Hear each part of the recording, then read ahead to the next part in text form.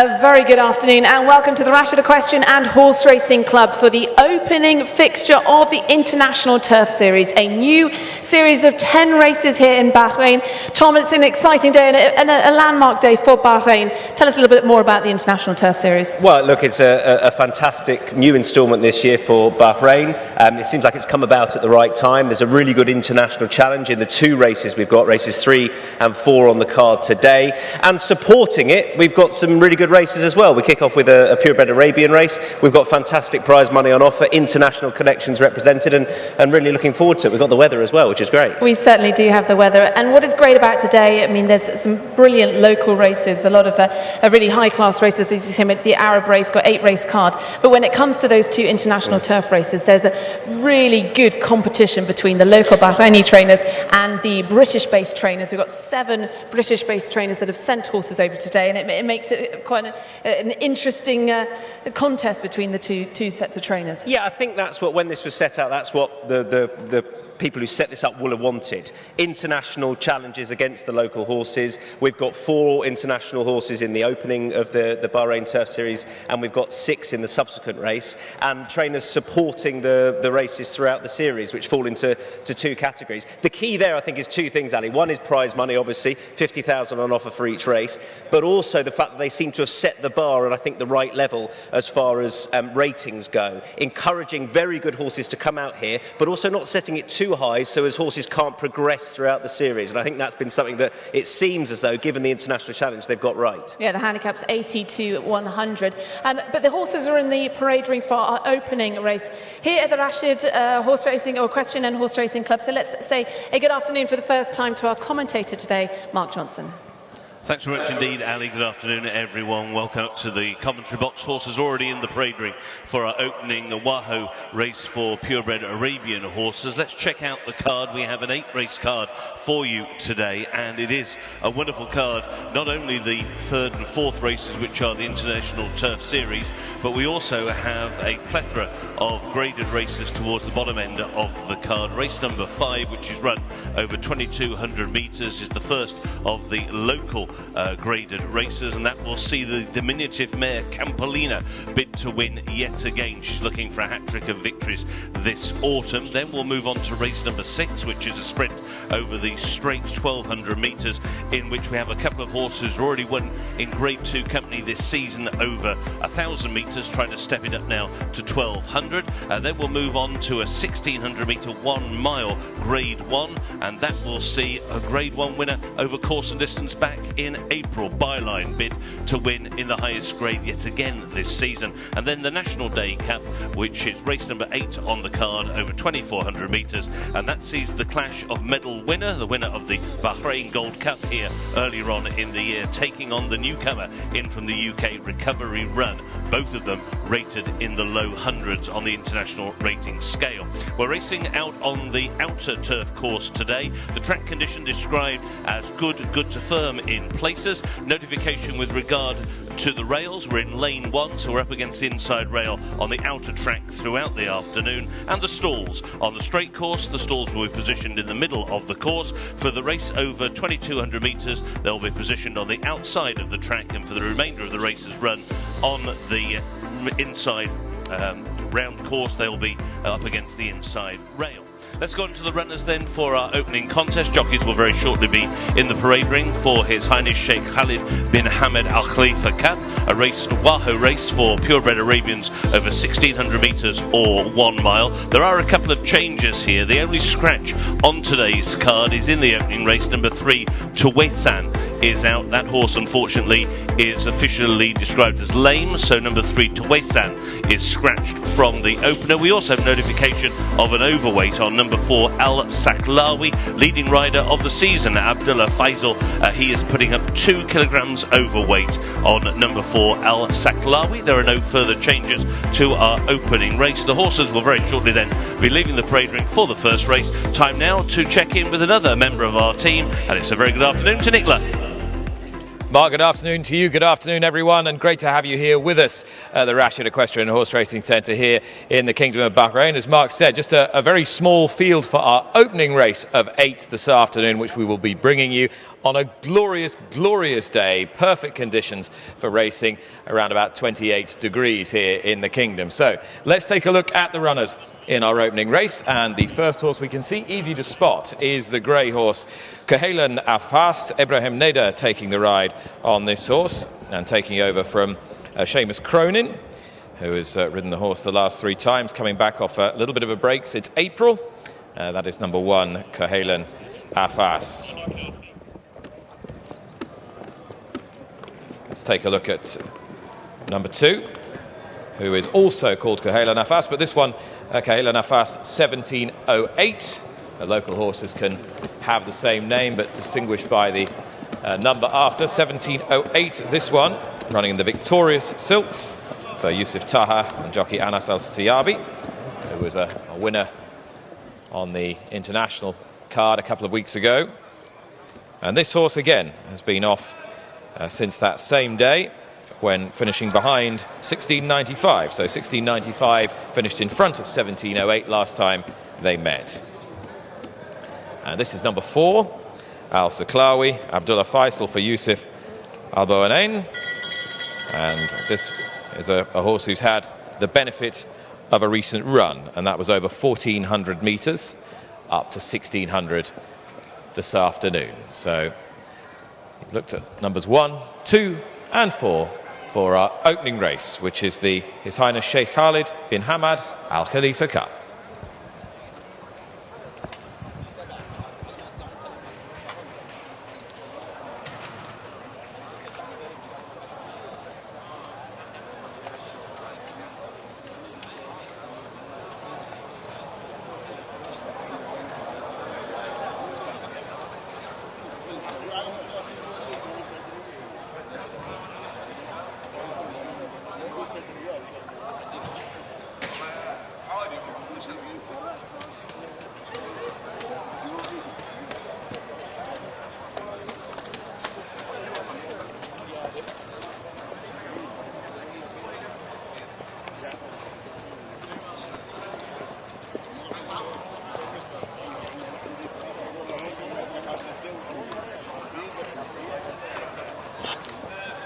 So the horse is now about to leave the parade ring to make the way across to the 1600 metre start for our opening race, His Highness Sheikh Khalid bin Hamad Al Khalifa Cup.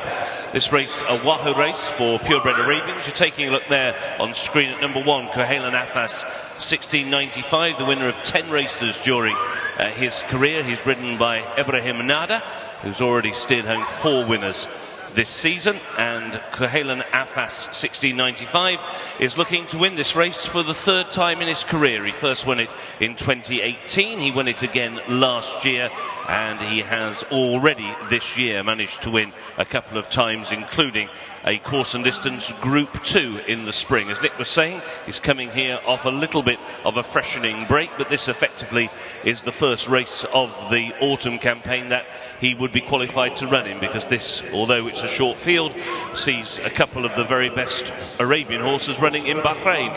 And here, the horse of the same name, who is also a previous winner of this race, number 2, KHALID Afas 1708. He is the most prolific purebred Arabian winner in Bahrain, currently in training, with 13 wins to his credit. He's ridden by Anas Al-Siyabi, who's had a lot of success on him in the past, and he was 2nd in this race 12 months ago behind KHALID Afas 1695, and he won this race back in 2019. It should be a pretty good race between these two, who would be just about the two best purebred Arabians in training locally. Here is the one who's trying to spoil that party, and that is number 4, Al-Saklawi, who has the recency of form. He's only won 3 races so far during his career, but he's a horse who's trying 1600 metres for the first time. All his winning form has been over shorter so far, including a couple of wins over 1400 metres in November. The man aboard, however, is in great form, Abdul Faisal. He's currently leading the jockey standings here in Bahrain with 7 wins already during this season. However, Abdullah is putting up a couple of kilos overweight on what would be the outsider of the party here, number 4, Al-Saklawi. Those are the 3 making their way across to the starting point for the Wahoo race, and the post time in just over 4 minutes.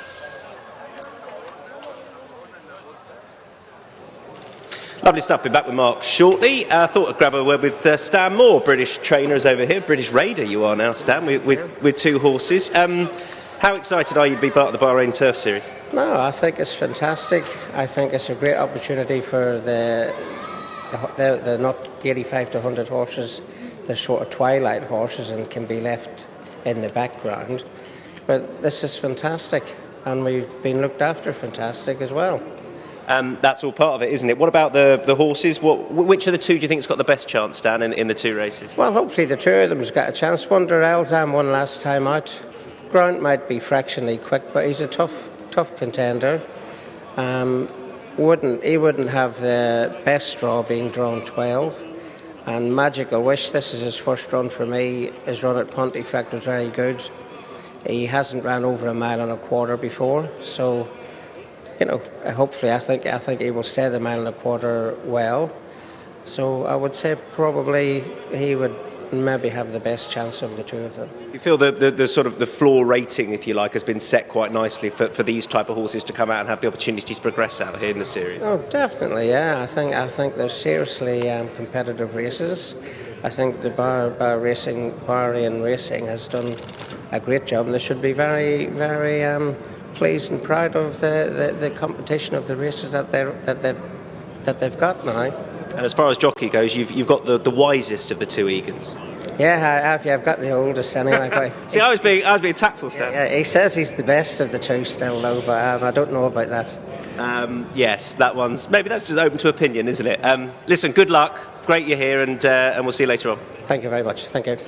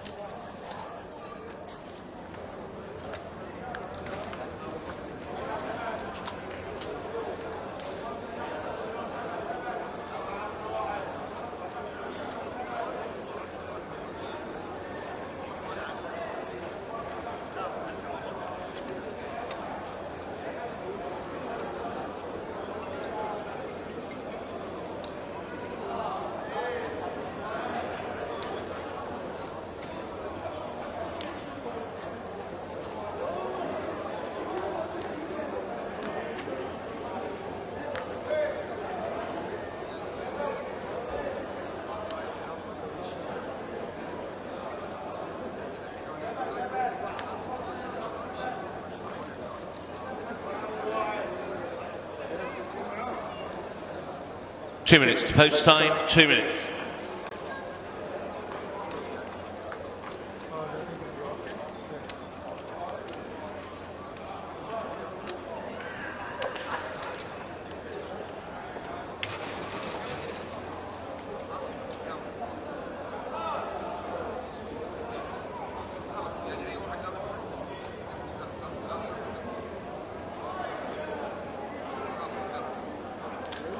Now the runners for race 1 are at the post.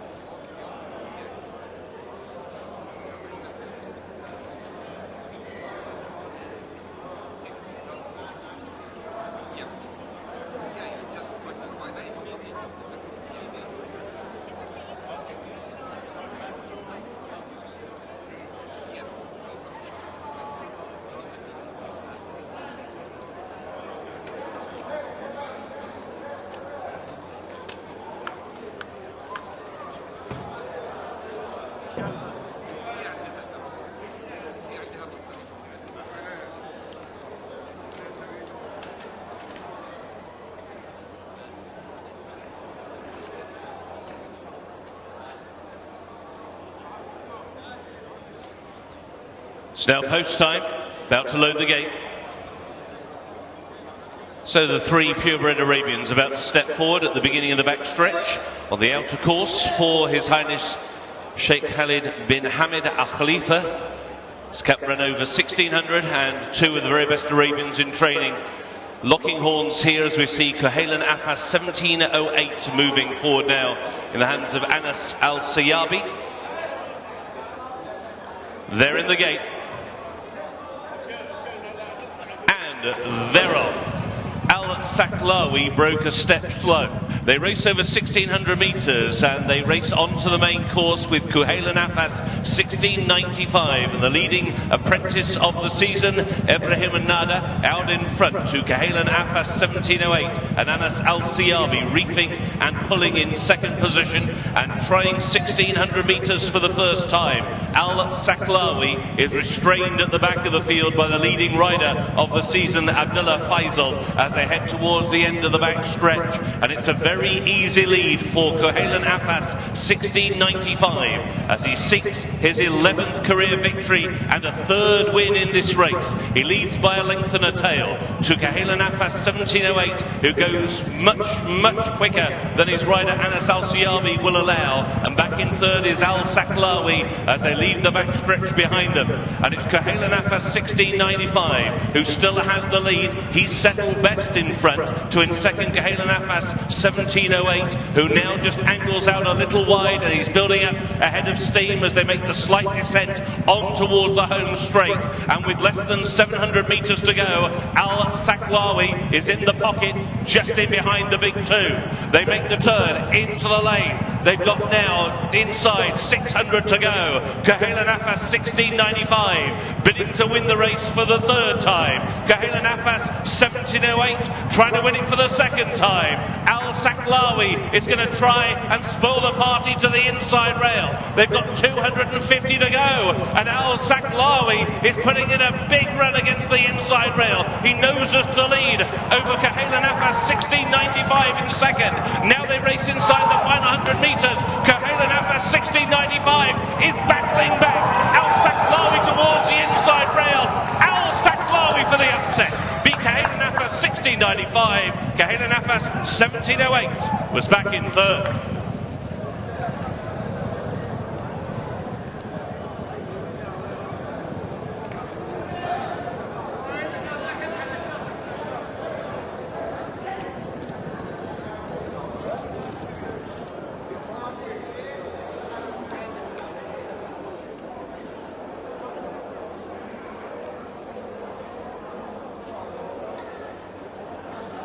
Well, as Mark said, party spoiled as Al-Saklawi wins in a thrilling finish. Just three runners.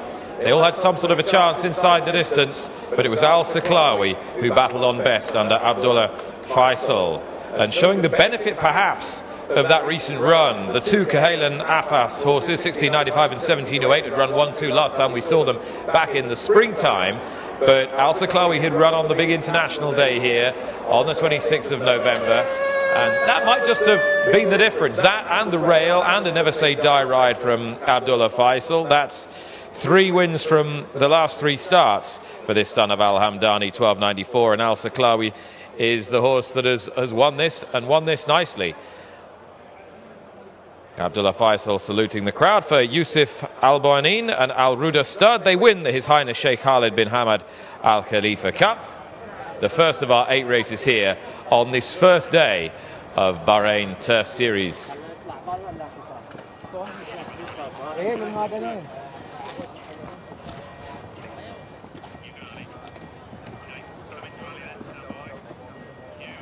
Abdullah, congratulations. Just saying how good this horse has been this season.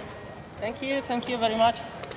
I think he will be a very good horse, especially when I ride him first time this season.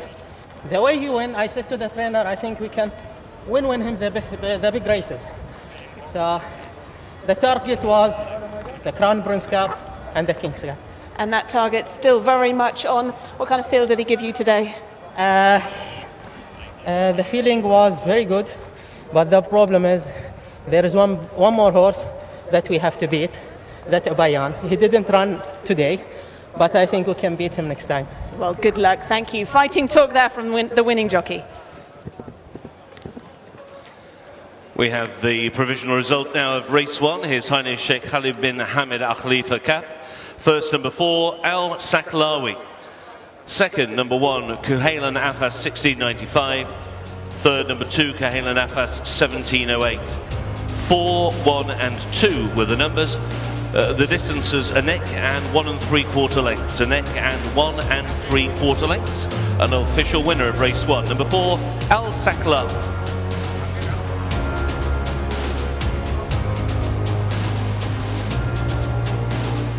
So here you are, distinguished guests, ladies and gentlemen, the opening winner of this Friday afternoon, Al Saklawi, Abdullah Faisal and Yusuf Al-Bonain, a horse who's just making a habit of winning now and showed a tremendous attitude in the finish to do so. Al Saklawi, winner of the His Highness Sheikh Khalid bin Hamad Al Khalifa Cup.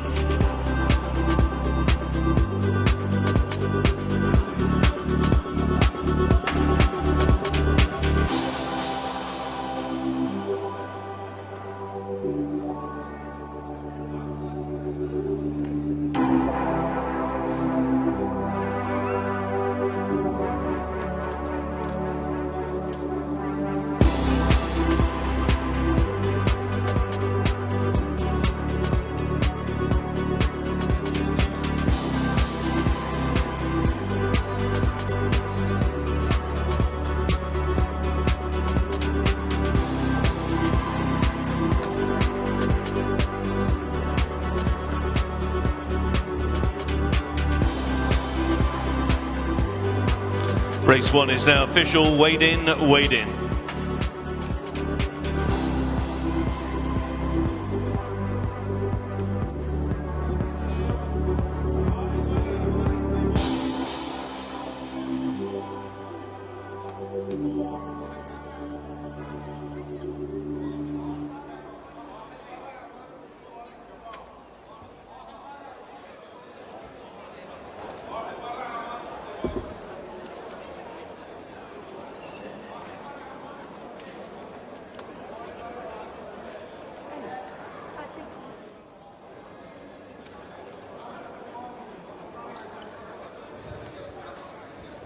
There'll just be a few moments before we have the presentation for our first race, the His Highness Sheikh Khalid bin Hamad Al Khalifa Cup. And that was the first of 8 races we're bringing you today, this Friday afternoon. A reminder that amongst those 8 races are 2 legs of the inaugural Bahrain Turf Series, the Al-Manamah Cup. That's due to take place at 2:15 local time, and the Al-MUHARRAQ Cup at 2:45. Strong international representation for both those races. But I think now we are approaching the presentation for our opening race, and the presentation will be made very shortly by His Highness Sheikh Faisal bin Khalid bin Hamad Al Khalifa. And Al Saklawi, bred by Al Ruda Stud, and just in conversation with Sheikh Issa, he was telling me this horse had a very interesting backstory.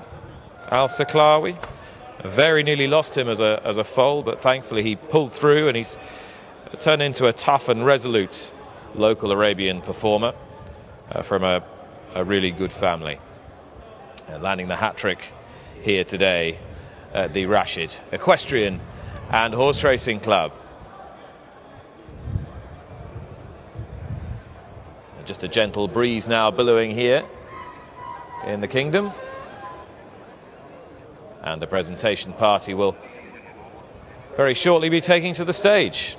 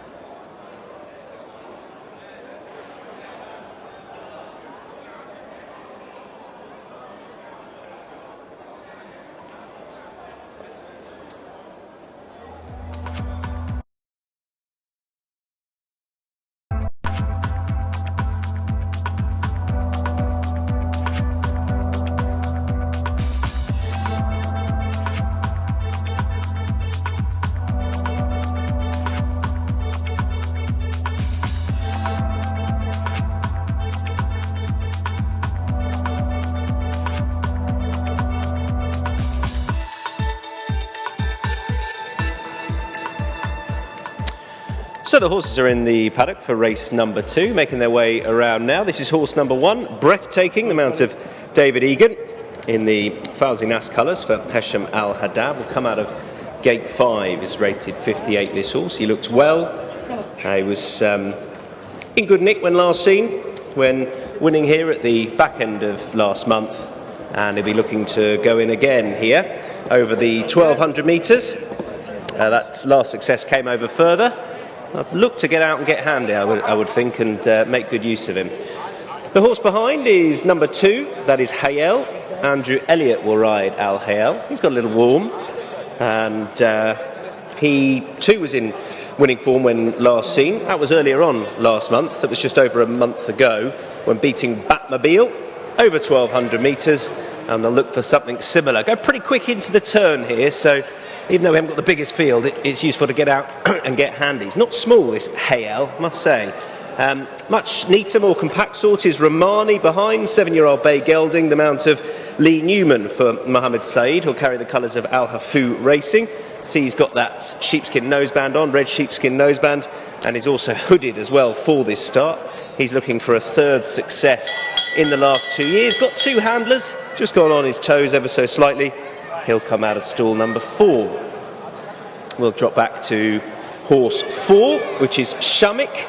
He's a 10-year-old, this horse. Ibrahim Nada rides for Osama Hashim. Will come out of stall number 3. I'll say it doesn't look a sprinter in the flesh, and has been placed on the last few efforts. Was pretty well held when last seen back on the 19th of November, and will want to fare a little bit better than that, looking for a 2nd success in 2 years. And the horse behind, number 5, is Afnan. He is built a lot more like a sprinter. Zahir Majid rides for Osama Hashim. Will come out of gate number 2 here, and needs a bit of an upturn in form. Needs to go back to the success at the back end of last season in March when winning, and that came over the 1,000 metres. Has plenty of speed. Will want to use that here out of gate number 2. That is a full field of 5 going forward for race number 2, His Highness Sheikh Khalid bin Hamad Al Khalifa Cup. Let's head out and find Nick Luck. Tom, thank you. And here is the presentation after our first race, the Sheikh Khalid bin Hamad Al Khalifa Cup.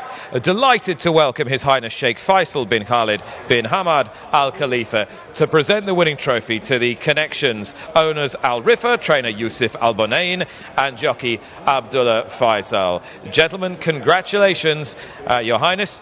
Thank you very much.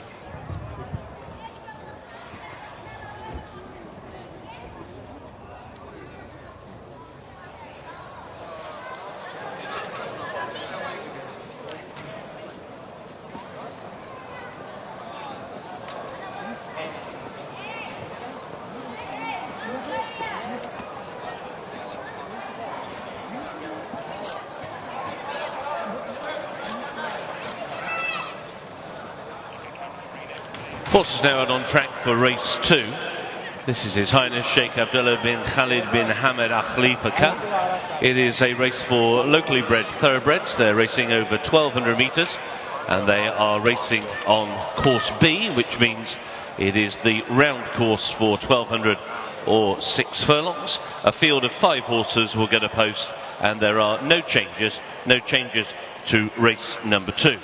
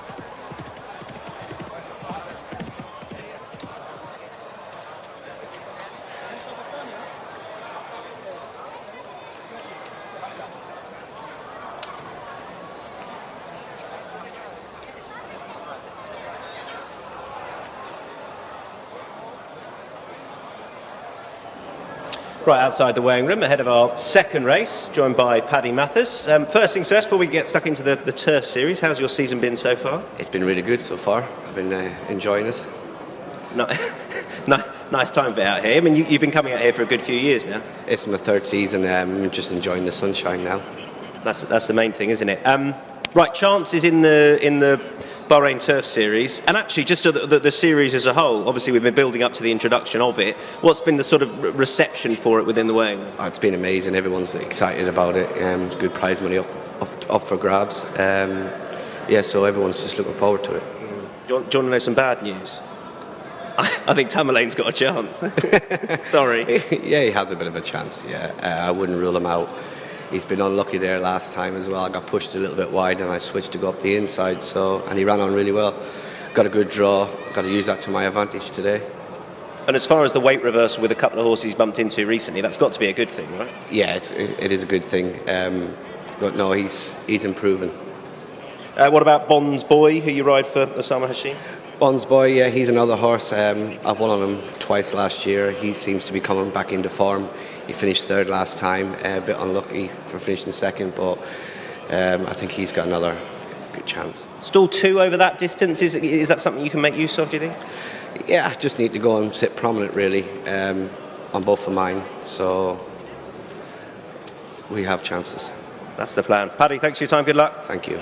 Lovely, let's find Nick and Ali. Tom, thank you very much. Good luck to Paddy Mathers. Echo Tom's thoughts that he's got 2 good chances in the Bahrain Turf Series races today. Particularly interested to see how Bond's Boy gets on in the MUHARRAQ Cup at 2:45. But runners behind the stalls for our second race now. The His Highness Sheikh Khalid bin Hamad Al Khalifa Cup, and breathtaking Ali really lived up to his name here last time you and I were together at this racecourse. Yeah, 5-length winner back in late November. It was second the time that we were here on International Day. The time before that, David Egan riding this one again, and he's got some very good mounts here this afternoon. I think David could be in the winners' enclosure a number of times, possibly the first one with Breathtaking. 2 last-time winners in the field, though, both Breathtaking and HALID number 2. Andrew Elliott's mount were both in the winners' enclosure this season here at the Rashid Equestrian and Horse Racing Club. Okay, just a short field, but I'm expecting David Egan and Breathtaking to be the ones to beat here.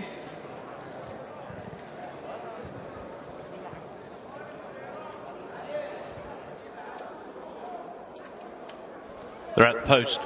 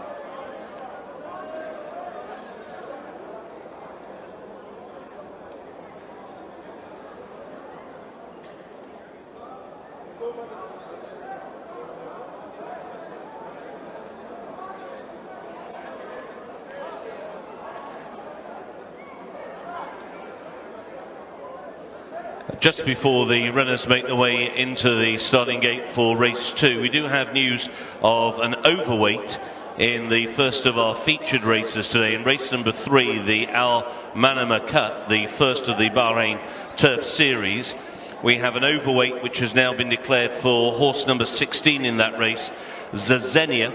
Rider will put up 1 kilo of overweight, now riding at 55 kilos. That is an overweight in race 3, horse 16, Zazenia, now at 1 kilo over.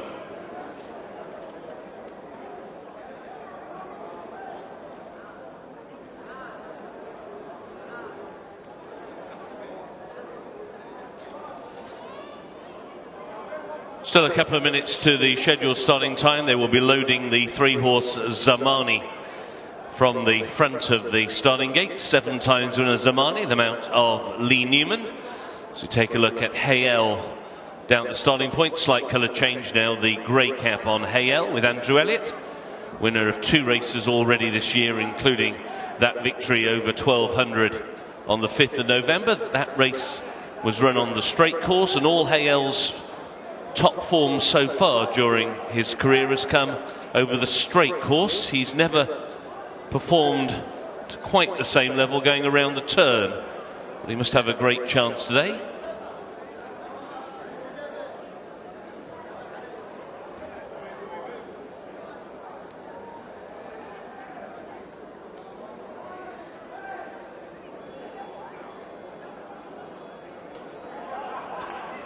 So now they're about to try and reverse Ramani into gate 4.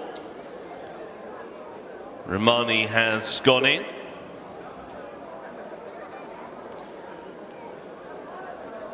The others now begin to move forward. The only filly in the lineup, Afnan, moving forward now with Zuhair Majid. Afnan into gate 2. Followed in by the veteran of the field, Shamika, 8 times winner, this 10-year-old. Breathtaking to the outside, down in trip today from 1600 to 1200. And Hayel completes the line. They're in the gate. And they're off. 1200 on the round course ahead of them, and speed towards the outside from Ramani, who's taken on by Shamika, and these two having a private match race as they go towards the end of the back stretch. And it's around the outside that Ramani is ahead in front. Shamika towards the inside rail, fighting back, a length and a half away. Breathtaking is getting a perfect toe through the early stages of the race. Taken off its feet early is Hayel, who's now already some 7 lengths behind The three in front and the back marker is the filly Afnan. They're making the turn into the home straight, down towards the final 600. Shamika against the inside rail with Romani. These two are slugging it out. Down the outside, Breathtaking is poised to pounce. 8 lengths away is AL and Afnan, and inside the final 400, David Egan says go on Breathtaking. And Breathtaking now is going clear by 3 winding lengths. Romani in second, Shamika in third. Hayale just didn't turn up at the races today. 100 metres from the wire, Breathtaking is already geared down. In hand, in command, Breathtaking, third win of the year. Romani in second, Shamika in third, Hayale in fourth, and fifth and last, Afnan.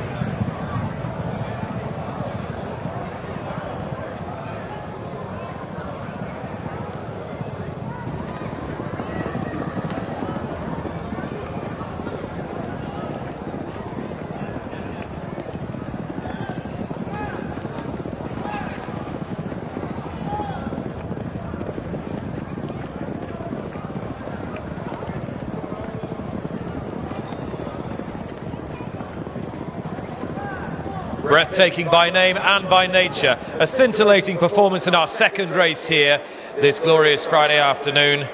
Son of Bated Breath strikes again for David Egan, who's having such a high time here in Bahrain in those familiar colours of Fawzi Nas, who trains this horse, bred this horse,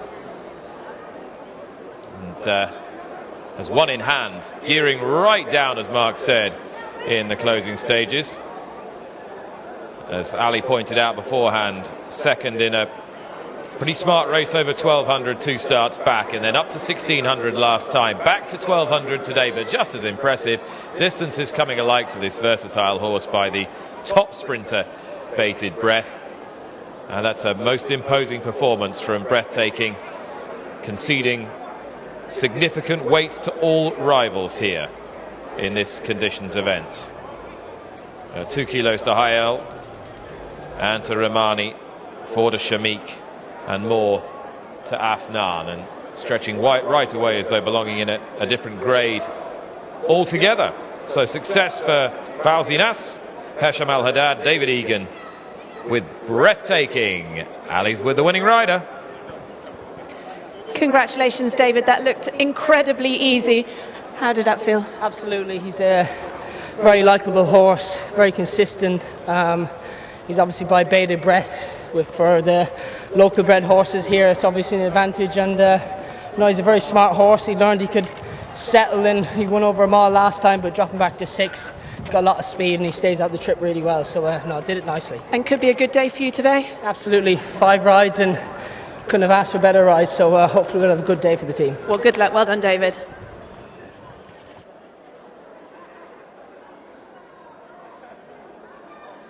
Here is the unofficial result of race 2. His Highness Sheikh Abdullah bin Khalifa bin Hamad Al Khalifa Cup. First, number 1, Breathtaking. Second, number 3, Romani.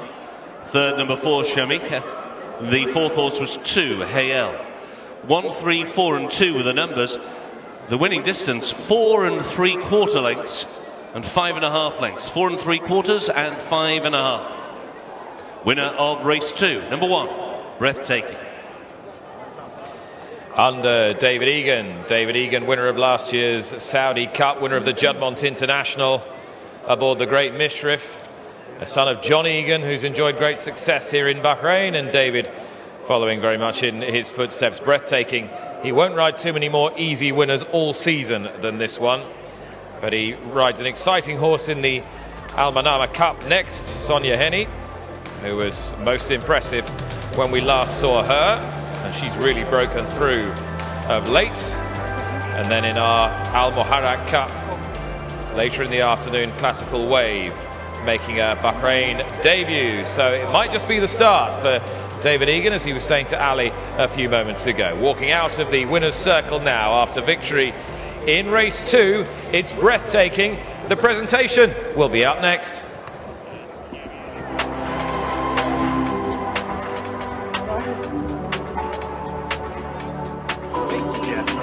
Shall we dance?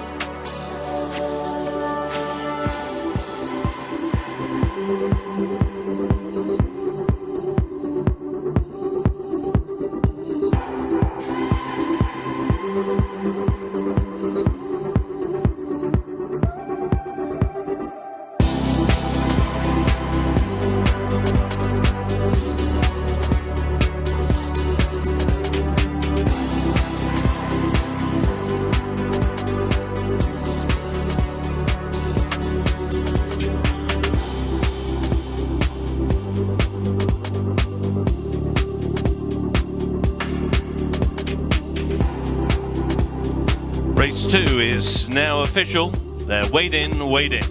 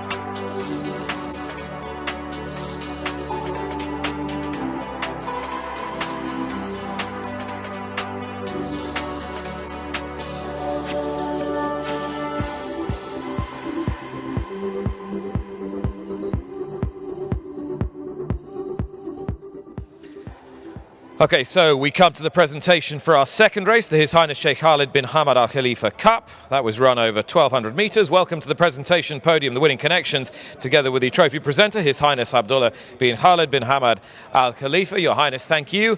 Our winning connections, the trainer Hesham Al Haddad, Fawzi Nas, and David Egan, the winning rider. Congratulations.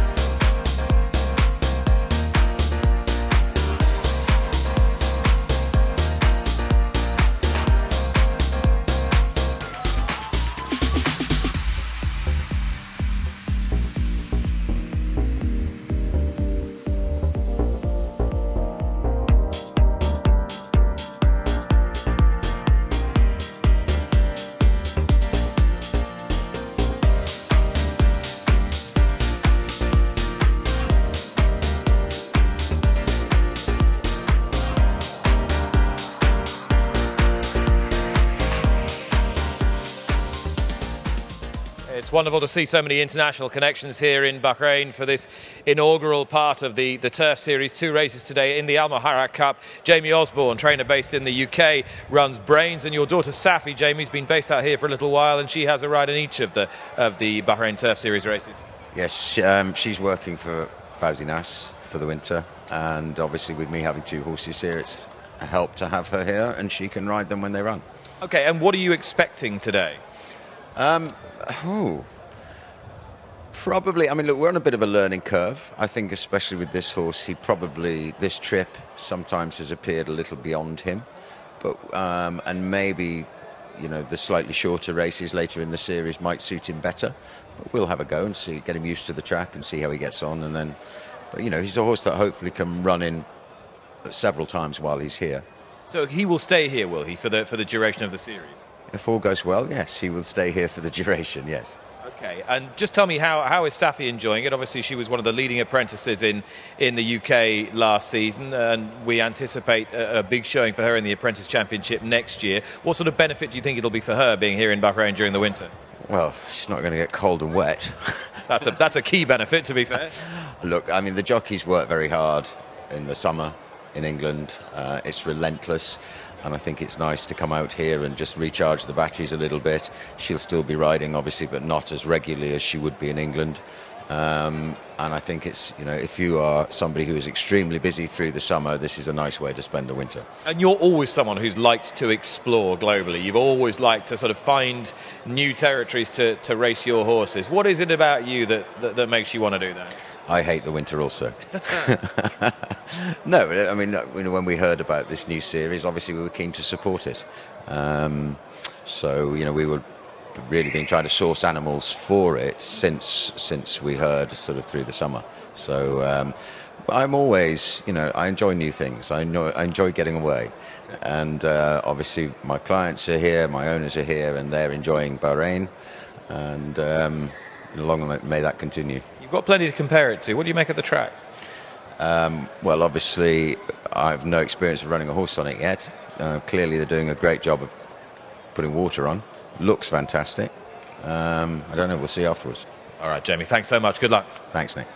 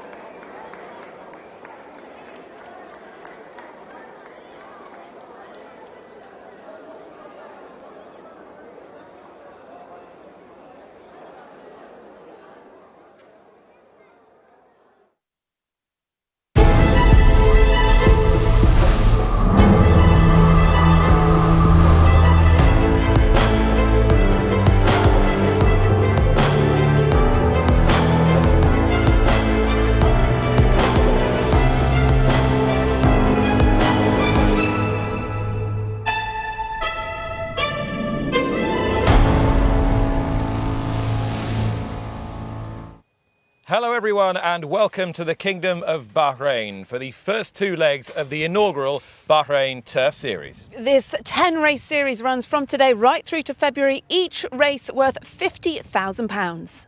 Trainers and jockeys and horses from all across the globe converging on the Kingdom, and there are points, which means we will give out prizes at the end of the series. In each race, if there are 14 horses, for example, the first horse past the post gets 14 points and the 14th horse gets 1 point. The aim is to attract more international runners here in Bahrain, and it has worked. 11 trainers from overseas have sent horses here. There's going to be an exciting competition between the local Bahraini trainers and those top trainers from the rest of the world. So straight to the action. 2 races as part of the series for you today, and the first of them coming up very shortly. With details, let's welcome in Tom Stanley. Nick, thank you very much indeed. Full field to come, but let me first introduce the strong international challenge for the MANAMA Cup. Wonder Elzarm lines up for Lambon trainer Stan Moore, to be ridden by John Egan. And another Lambon trainer, Charlie Hills, is represented with King's Knight to be the mount of George Wood. We'll see Natural Path for owner Peter Trainer, jockey Kieran Schumacher and trainer Michael Bell. And George Baker is back in the Kingdom with La Maquina, the mount of Safi Osborne. Time to introduce your racecourse commentator now, Mark Johnson. Thank you very much indeed there, Tom, and I've got the best view in sports up here in the commentary box. 6 of the runners in our first race coming up are making their Bahrain debut today. It's a full field of 16 going postward. Let's take a check then on the runners for the MANAMA Cup, the first of the Bahrain Turf Series, over 1,400 metres. Headed by number 1, Kinks, ridden by Neil Callan, and a winner of a Grade 2 over course and distance here in November. Number 2 is May Star, who's already been a Globetrotter, a winner as a 2-year-old over in Doha in Qatar, the mount of Lee Newman. Number 3 is Mission Boy, first of the Bahraini debutants, the mount of Martin Seidel, and a winner of a Group 2 in Italy during his career. 4, Sonia Henny, so impressive here on International Trophy Day. David Egan has the ride. 5 is Breath of Air, the mount of Charles Bishop. Number 6 is Happy Craft, who is a filly ridden by Edison Rodriguez for Alan Smith, who was a very impressive winner here a little bit earlier on in the campaign. Number 7 is Mobadel, the mount of Phil Dennis. 8 is Alfaja Mukbila, the mount of Ibrahim Nada, the leading apprentice of the season here in Bahrain. Number 10 is Tamerlane. Didn't have a great trip last time out, the mount of Paddy Mathers. Number 10 is Wonder Elzarm, the mount of John Egan. 11 is in Vagel, who will be ridden by Abdullah Faisal, the leading local rider of the season, already amongst the winners here this afternoon. Number 12 is King's Knight for George Wood. 13, Natural Path and Kieran Schumacher. Number 14, Usini and Hussein Maki. And number 15 is La Maquina, the mount of Safi Osborne. And Zazenia will round out the field. She is the third of the fillies in the lineup, with Owen Walsh putting up a kilo of overweight. Time then to go back down into the paddock. Time now to join once again Ali and Nick. Mark, thank you. We'll start by having a look at number 2 in the paddock here, just on toes a little by Mason Maystar. Lee Newman taking the ride for Mohammed Saeed, was third behind Kinks here last time. That was a month ago. That's number 2 Maystar in the colours of Alafu Racing. Number 3 is Mission Boy, ridden by Martin Seidel, trained by Jabba Ramahan, and a horse that is having his first start in Bahrain, previously trained by Marco Botti in the UK, a 5-time winner. Mission Boy, number 3. Let's have a look at number 4. This is the mare, Sonia Henny, who has turned a new lease of life of late and followed up a victory over 1,400 metres here with a sparkling performance off a strong pace over 1,600 metres on International Day. Dropping back to 1,400 today, but earlier form suggests that shouldn't be a problem. David Egan takes the ride. Horse number 5, Breath of Air, trained by Alan Smith, one of 3 runners in the race for Alan Smith. Charlie Bishop takes the ride on Breath of Air, third last time out on his only start this season, and finishing in 3 1/4 lengths by Aleko. So Breath of Air, number 5 for Charlie Bishop. Horse 6 is a fast improving filly. She's just a 4-year-old by Master Craftsman, and she's a Southern Hemisphere bred 4-year-old as well, Argentinian Happy Craft. Edinson Rodriguez riding for Alan Smith. So a stable companion of Breath of Air, and a very impressive winner over 1400 last time, beating Tamerlane.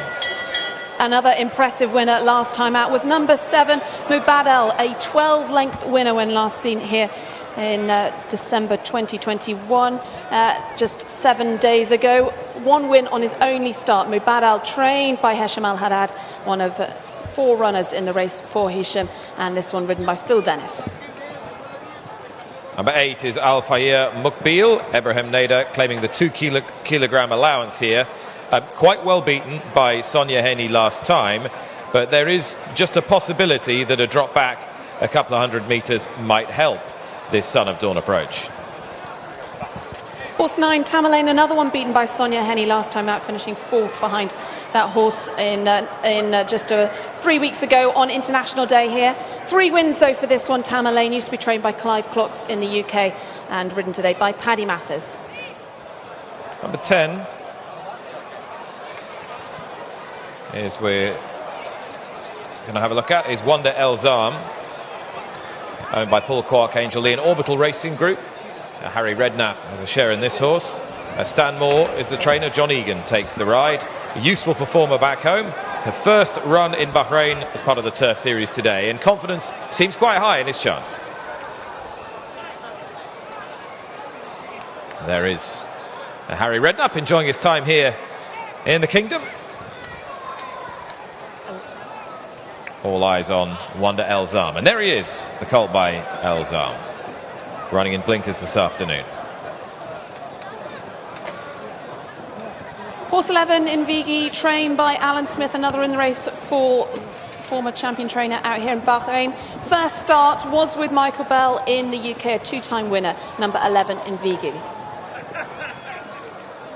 Horse number 12 here is trained by a regular visitor to Bahrain. Charlie Hills has been represented in both the big international races the last 2 years, and he has King's Knight running today. Horse looks particularly well.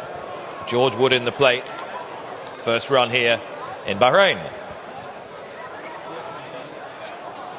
Number 13, Natural Path, trained by Michael Bell, British trainer, having his first runner in Bahrain, a 5-time winner, and really progressed this season. 2 wins back in, one in September, one in August, so a real improver. Natural Path for Michael Bell. 15 went down to post early. This is crack British apprentice Safi Osborne riding La Maquina.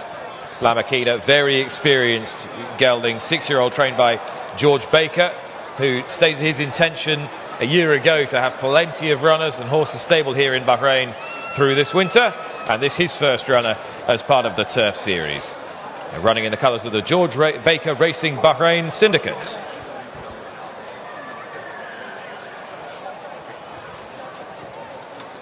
So runners have arrived at the post. Ali, we can have a look at number 14 cantering down in the Fauzi Nas Silks. This is Usaini. Having his first run of the Bahraini season. A 3-time winner, used to be trained by Kevin Ryan in the UK, rated 86. Usaini then number 14 for Hesham Al-Haddad. Full field for this first race as part of this series. 16 going to post. We haven't seen Kinks and Zazenia. We can have a look at Kinks now. Followers of UK racing will know all about Kinks, Ali, but has been a good standard bearer in Bahrain as well. Yeah, last time out winner, beating a number of horses in today's race. Won 12th of November here, half-length winner there. Was with Mick Shannon back as a 3-year-old in the UK. It went up to a career high of 94. Neil Callan, Group 1 winning jockey, is on board today for Hisham Al-Haddad.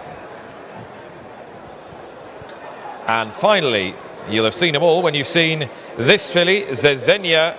Owen Walsh taking the ride on the low weight here for Haida Ibrahim.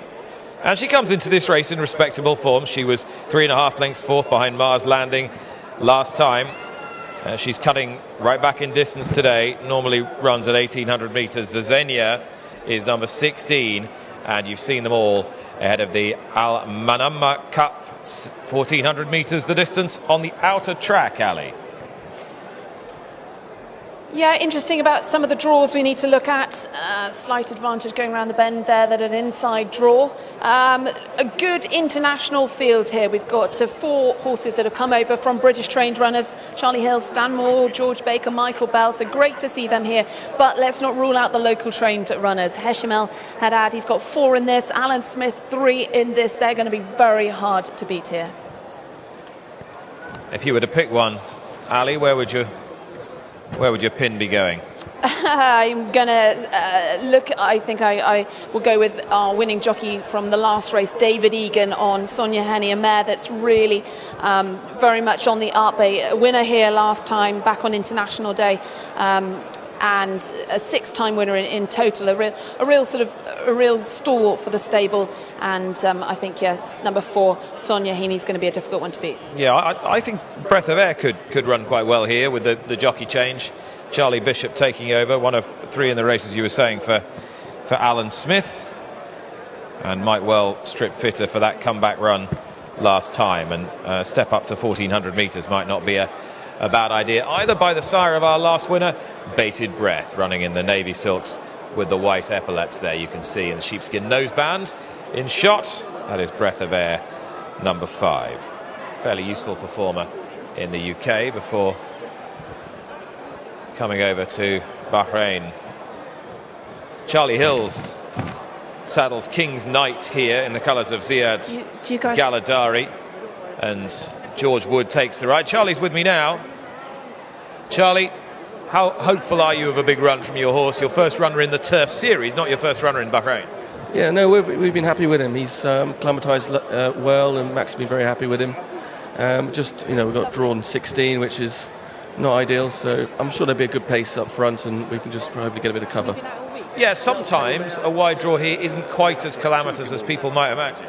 No, but I mean, it was a wide. When I was here last time, Lord Glitters came from a wide draw, but that was 10 furlongs. This is 7, so the turn's going to come on us a bit quicker. Do you think this is your optimum distance, 7 furlongs? Do you see him as a 7 furlong horse through and through? Yeah, I think so. He would get a mile, but 7, good strong gallop, 7 furlongs is ideal for him, really.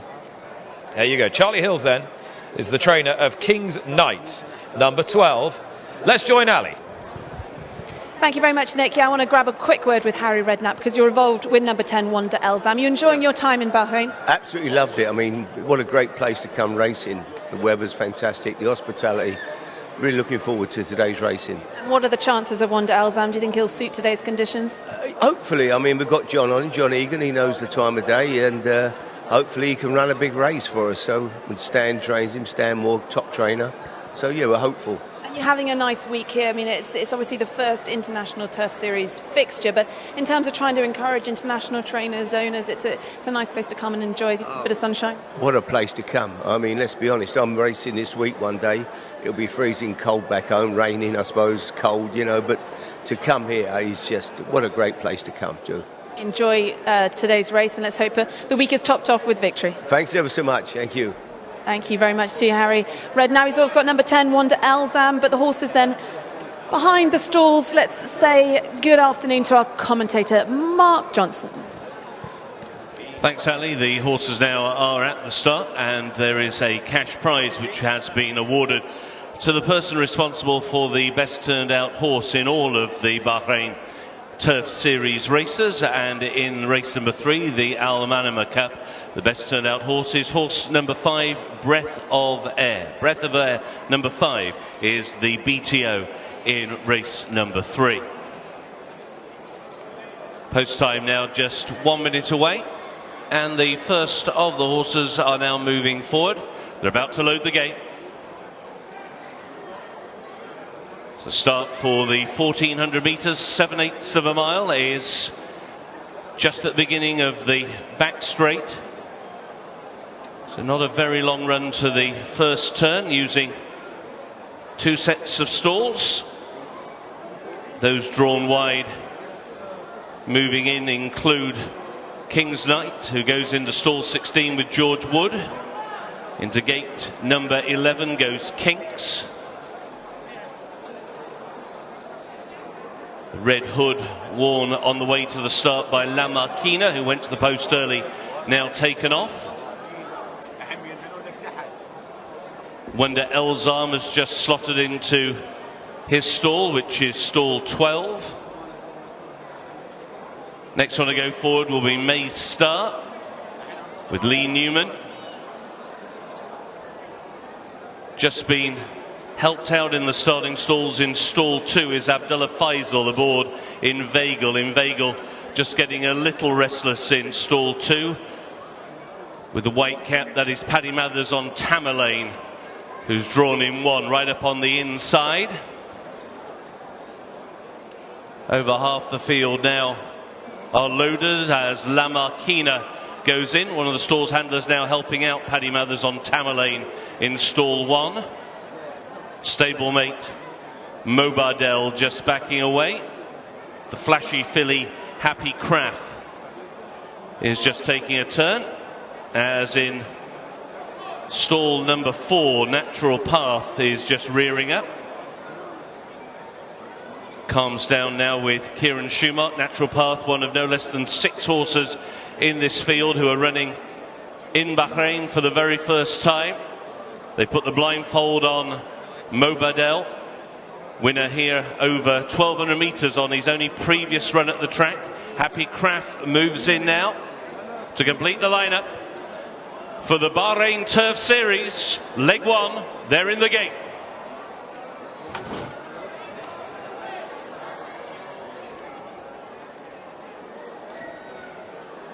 Tamerlane still restless in gate 1.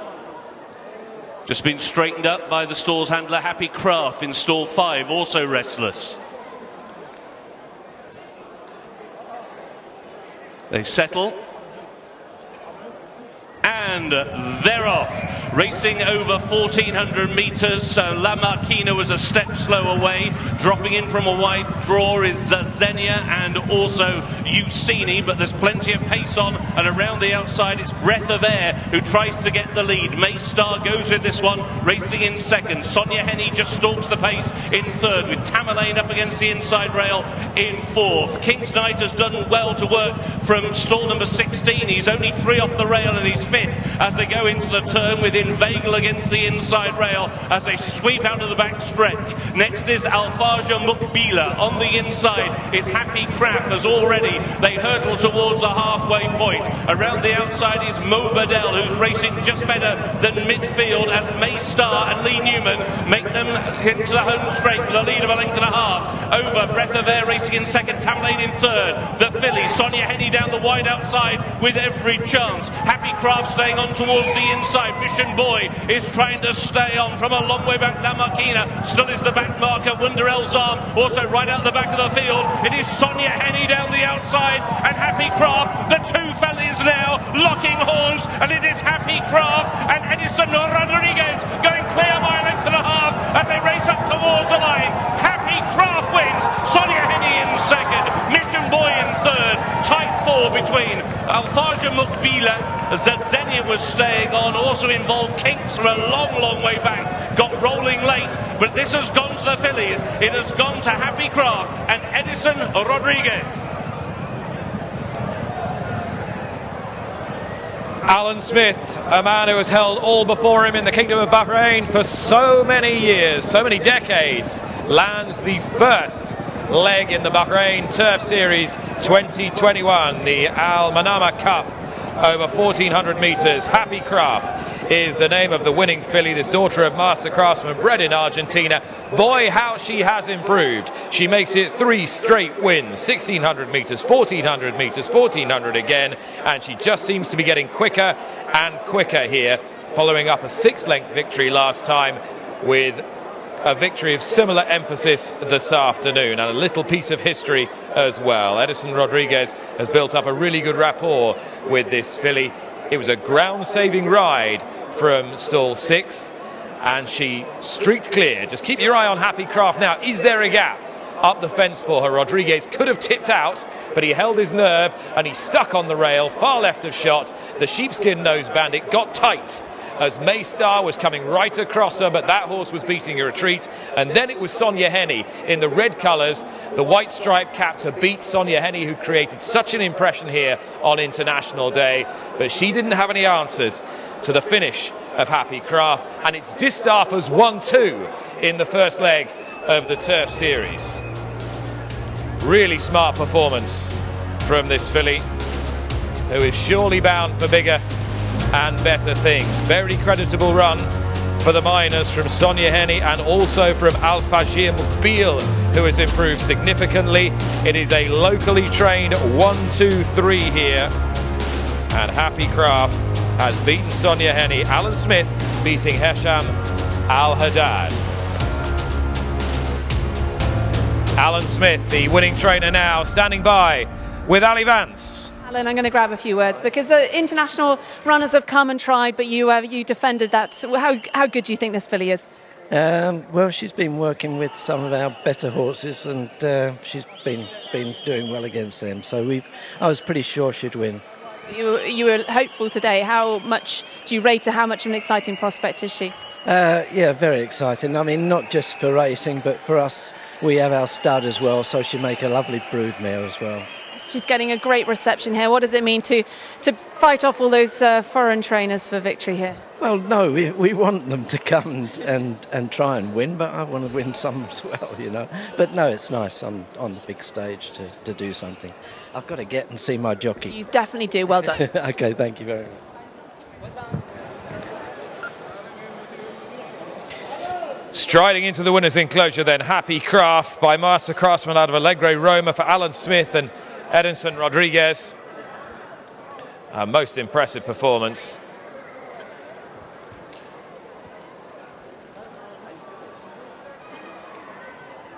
And clearly was brought forward by that break in the summer and getting a great reception as well, this filly. I'm going to have a word with the winning rider now. Edinson Rodriguez with me. He says no English.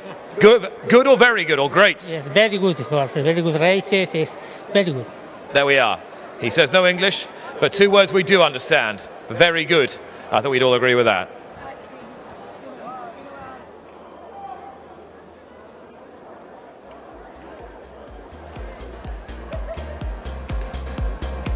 Here is the unofficial result of race 3, the Al-Manama Cup, part of the Bahrain Turf Series.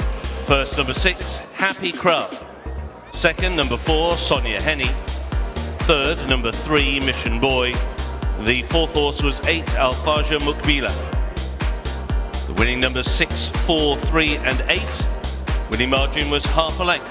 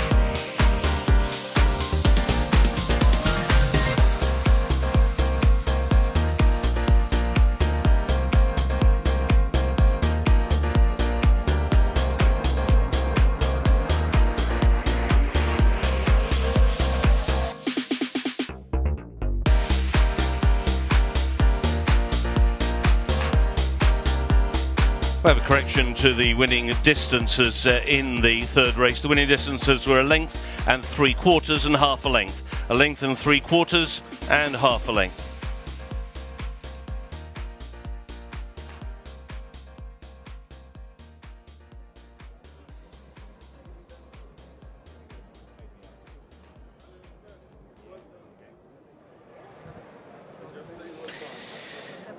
Distinguished guests, ladies and gentlemen, we come now to the presentation after race 3, the MANAMA Cup, the first ever race in the inaugural Bahrain Turf Series.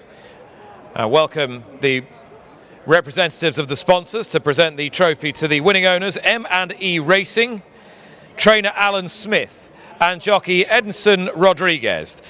The winning connections, delighted winning connections, responsible for a brilliant, breathtaking winner, Happy Craft.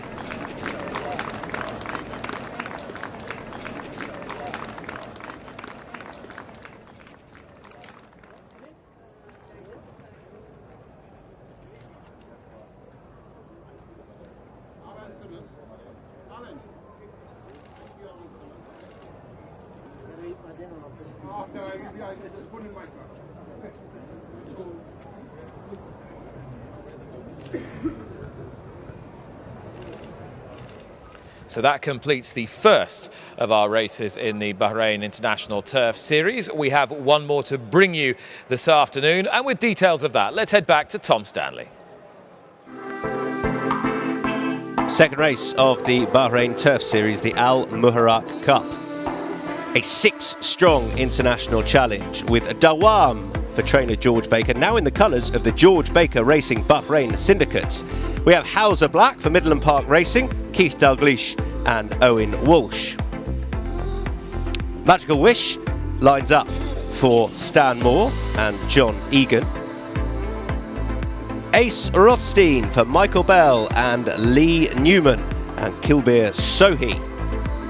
We have Arcoob for Kieran Schumacher and William Jarvis. Brilliant season in the UK they had together. And Brains for Jamie Osborne and his daughter Safi Osborne.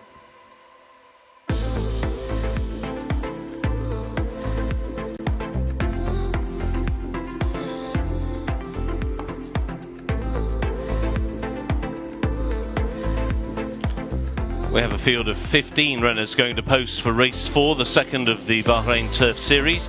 This one over 2,000 metres or a mile and a quarter for the Al-MUHARRAQ Cup. 7 of the 15 runners racing in Bahrain for the very first time. That includes the top 3 in the list. Number 1 is Dawam, the mount of Martin Seidel. Number 2 is Classical Wave and David Egan. And number 3 is the 7 times career winner Hauser Black, the mount of Owen Walsh. Number 4 is Macaque, the mount of Marcialis Juarez. 5 is Magical Wish and John Egan. Magical Wish, another newcomer to Bahrain.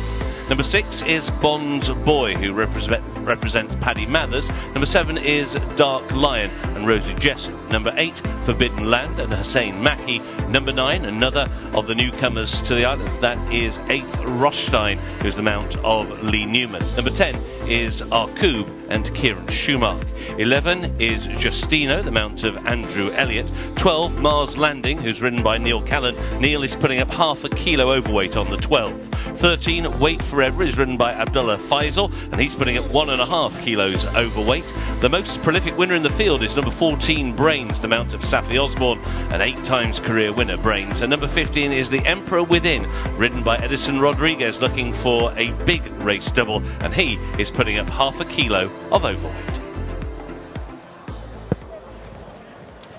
So we've had one of the Bahrain Turf Series races. Ali, looking forward to the next one. And you do wonder, don't you, the extent to which local knowledge is going to be a huge advantage here, and how much time it might take some of the visitors just to acclimatise and get used to conditions here. Yeah, the international horses flew out last week, so they haven't been here relatively long. And we've got to remember, back in the UK, we've had a bit of snow, we've had wind. It's sort of around about the 5-degree mark. So horses are going to take a little bit of time to come out here and adapt and change of routine, change of surroundings. So it'll be interesting to see how the international horses progress throughout the series. We've got 6 international runners in the next race, but there are some more international horses horses due to fly out for the rest of the series. So it's very much, you know, the beginning of what will hopefully be an exciting journey. Beginning of a process. Is there a horse you think that can make a significant impact in our next race here? It's nice to see that, as I said, so many international runners, all from very different trainers. I think it helps when you've had a bit of experience with sending horses out here. I mean, I know the likes of Michael Bell is a very respected trainer in the UK, but he's not had a runner out here, so perhaps trying to get used to the conditions. We saw Charlie Hills, he had a runner in the last race. He's been a regular here for the International Trophy. So I think a bit of experience, perhaps using a local jockey, which some of them are doing, is an advantage as well when it comes to racing out here. Yeah, I mean, obviously we've seen the trainers who do very well. Hesham Al-Haddad, Fawzi Nas, Alan Smith, all represented here. Runners just exiting the pre-parade ring. Now, what I love about these races, full fields. Yeah, really good to see full fields in these international races. We had 16 in the last race, 15 in this race. So there is definitely a need and a want for these good handicaps out here. As I think that Tom mentioned at the beginning of the programme, they've pitched it very well at 80 to 100. There's a real thirst for that type of horse here. And I guess also having the great prize money for those level of horses as well. £50,000 guaranteed for each race, plus another £50,000 in the pot for the series, with the points adding up. So it's not just about these individual races. Every sort of result counts. And also the points go right down to the final place. So actually it's worth fighting for those minor places, because if you can get some points on the board, you know, there is plenty more money in the prize pot for the end of the series. Let's have a look at some of the runners then for this Al-MUHARRAQ Cup. Here is Classical Wave making his Bahraini debut for Hesham Al-Haddad and David Egan, a well-bred horse with some smart form in Europe. Got the hood on today. What sort of chance do you give him? Classical Wave was with Roger Varian, a three-time winner, rated 97. David Egan's on board. He thinks he's got some good chances today, just narrowly missed out in the last race. So I'm a big fan of Classical Wave. Okay, number 4 is Macaque. Marcialis Horace and Hesham Al-Haddad teaming up. A little bit below par last time, but that was in the race where Sonia Henny won by a long way, and Macaque actually wasn't beaten all that far for second, having been in the heat of it. Still races off the same mark today in this Al-MUHARRAQ Cup, and is a multiple winner here in Bahrain. Horse 6, Bonds Boy, was with Richard Fahey in the UK. Horse stepping up in trip. Has been running over 6-7 furlongs, up to 10 furlongs today. Had a good run last time, finishing behind Mars Landing, finishing third on his season's debut here. A three-time winner though, Bonds Boy. Paddy Mathers takes the ride for Osama Hashim. Here's quite an interesting runner when we see him, number 7. We'll pick him up just as soon as we get him. And there he is. I thought this was a horse that was going to have a little bit of a future in the UK when he broke his maiden for Roger Varian, Dark Lion, and beat a horse called Night Salute, who's now doing very well over hurdles. And probably the pick of his efforts after that was a second to La Barossa in the Tattersall Stakes. He was set some stiff tasks. He's not had massive experience in Bahrain, and it's just possible that we're only scratching the surface. He might be a horse to keep the right side of in due course, Dark Line. He's certainly got the back class to take a hand in a race like this. Whether it's soon enough for him, time will tell. Rosie Jessup rides. Another really talented horse in the field, Gustino, having his first run in Bahrain. He used to be trained by Joseph O'Brien, a two-time winner this summer, both over a mile. A really progressive horse, and definitely one to be on side with here, one of the fancied runners. Gustino, number 11. Andrew Elliott rides for the last race winners. Alan Smith trained horse Andrew Elliott on Gustino, number 11. Well, there are, as we found out earlier in the afternoon and have been talking about, several trainers who've really targeted this series. As Ali told you, Michael Bell is one of them, runner in the previous race, runner here. This is his runner here, Ace Rothstein, gelding by More Than Ready, who was a winner at Pontefract in the UK back in September and won that handicap really with some degree of ease. Was a bit disappointing on a synthetic surface over a distance too far the next time, but back at a more suitable distance and on firm turf, he is possibly not finished improving. Horse number 3 is Hauser Black, another international raider trained by Keith Dalgleish, Owen Walsh riding. One of a horse that is rated 93 at the top of the ratings, and a horse that's been very busy in handicaps over the summer. Twice a winner at Nottingham and at Ripon. So comes here with a good chance, a 7-time winner. Hauser Black, horse number 3. Number 5 next. This is Magical Wish for Stan Moore and John Egan. Magical Wish making debut in Bahrain, and one of the visitors here for Stan, who, like Jamie Osborne, is very eager to try and explore opportunities here. And this horse, the 5-year-old, pretty experienced, 38th lifetime start, and was in generally good heart during the summer when the pick of his efforts came in a handicap at Glorious Goodwood, where he got the better of Hieronymus. Big field won't pose any problems to him, nor will a very strong pace at this distance. Let's now have a look at horse number 12, Mars Landing, a horse previously with Sir Michael Starrett, a 2-time winner, now with Hisham Al-Haddad and Neil Callan, top jockey, taking the ride in this. A horse that is fancied, a horse that was won last time out, beating Wait Forever and Bonds Boy, who both run in this race. So winner just last week here at Sakia. Up £6 though for that win, Mars Landing, and up against those 2 rivals again, Waiting Forever and Bonds Boy. But Mars Landing looking for a quick double under Neil Callan for Hisham Al-Haddad. Let's have a look at Dewam. Now, this is a horse who started his career very promisingly. He's a Shadwell-owned horse, trained by Owen Burrows, had a few training problems, did well for subsequent connections, and now in the care of George Baker.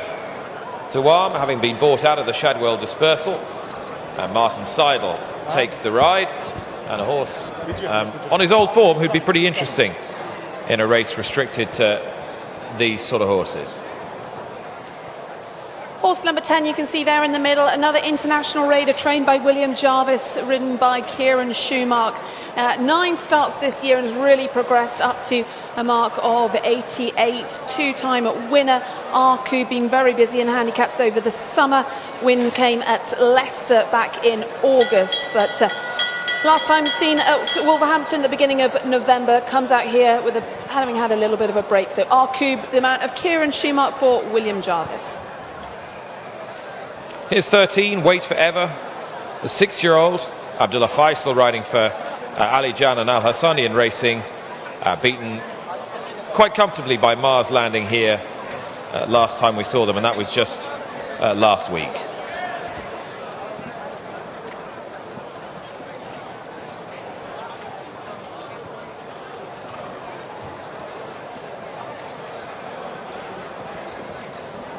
Some big players here, all in the victorious colours. Only one of them can be victorious, of course. Rosie Jessup, the armlets on the sleeves there. And just in the foreground, David Egan. Rosie will be riding Dark Lion. There's David. He'll be riding Classical Wave. He's looking for a double on the afternoon, having scored on Breathtaking earlier today. Jamie Osborne, you heard from him earlier this afternoon, and his daughter Safi, she's getting the leg up on Brains. Horse named for the trainer. And 15 is the Emperor Within. Connections looking for a brisk double here, though you fancy that Edinson Rodriguez will need to work a little harder on the Emperor Within than he had to in our previous race aboard Happy Craft. The Emperor Within been just a shade disappointing the last couple of times that he's run, though entirely feasible that he could have improved for his seasonal debut over 1,800 metres. Arku is an interesting runner here, trained by William Jarvis in Newmarket, and William is with Ali. Yeah, thanks very much, Nick. William, why do you think conditions are so suited to this horse? What are the reason for bringing him out to Bahrain? Well, I think he's 10 furlongs or 9 furlongs is fine for him, and the ground will suit him, and he seems in good form, and so we thought, why not? What do you make of the the way that the race has panned out with all with the other runners and the local runners? Well, it's going to be interesting, isn't it? We're going to have a bit of a battle possibly, but it probably suits. You never know quite how the horses have acclimatised, how they've travelled, etc., etc. So, but this horse seems fine, and we're happy with him. And Kieran Schumacher, jockey, he's come over specifically to ride this horse? Well, he has really. He liked him in England, and he rides. So this horse is owned by Emma Banks's father, Richard, and so obviously he had a great relationship with Emma and Lady Bowthorpe. So he's keen to keep the association. Good luck in today's race. Thank you so much. Thank you. And there is William Jarvis's representative. You can see on your screen now, that is our coup with Kieran Schumacher in the plate. Kieran, who has had experience here in Bahrain and was here riding at the last international meeting. He rode Pogo in the international and carved out much of the early running before fading late.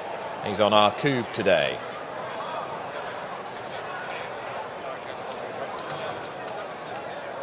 So runners heading down to post then for this MUHARRAQ Cup with its £50,000 sterling prize fund. First 30,000, second 10,000, third 6,000 and fourth 4,000. Just a reminder that they start at the entrance to the side of the track, head down the side before one right-handed bend and then a sweeping bend for home and that long home straight.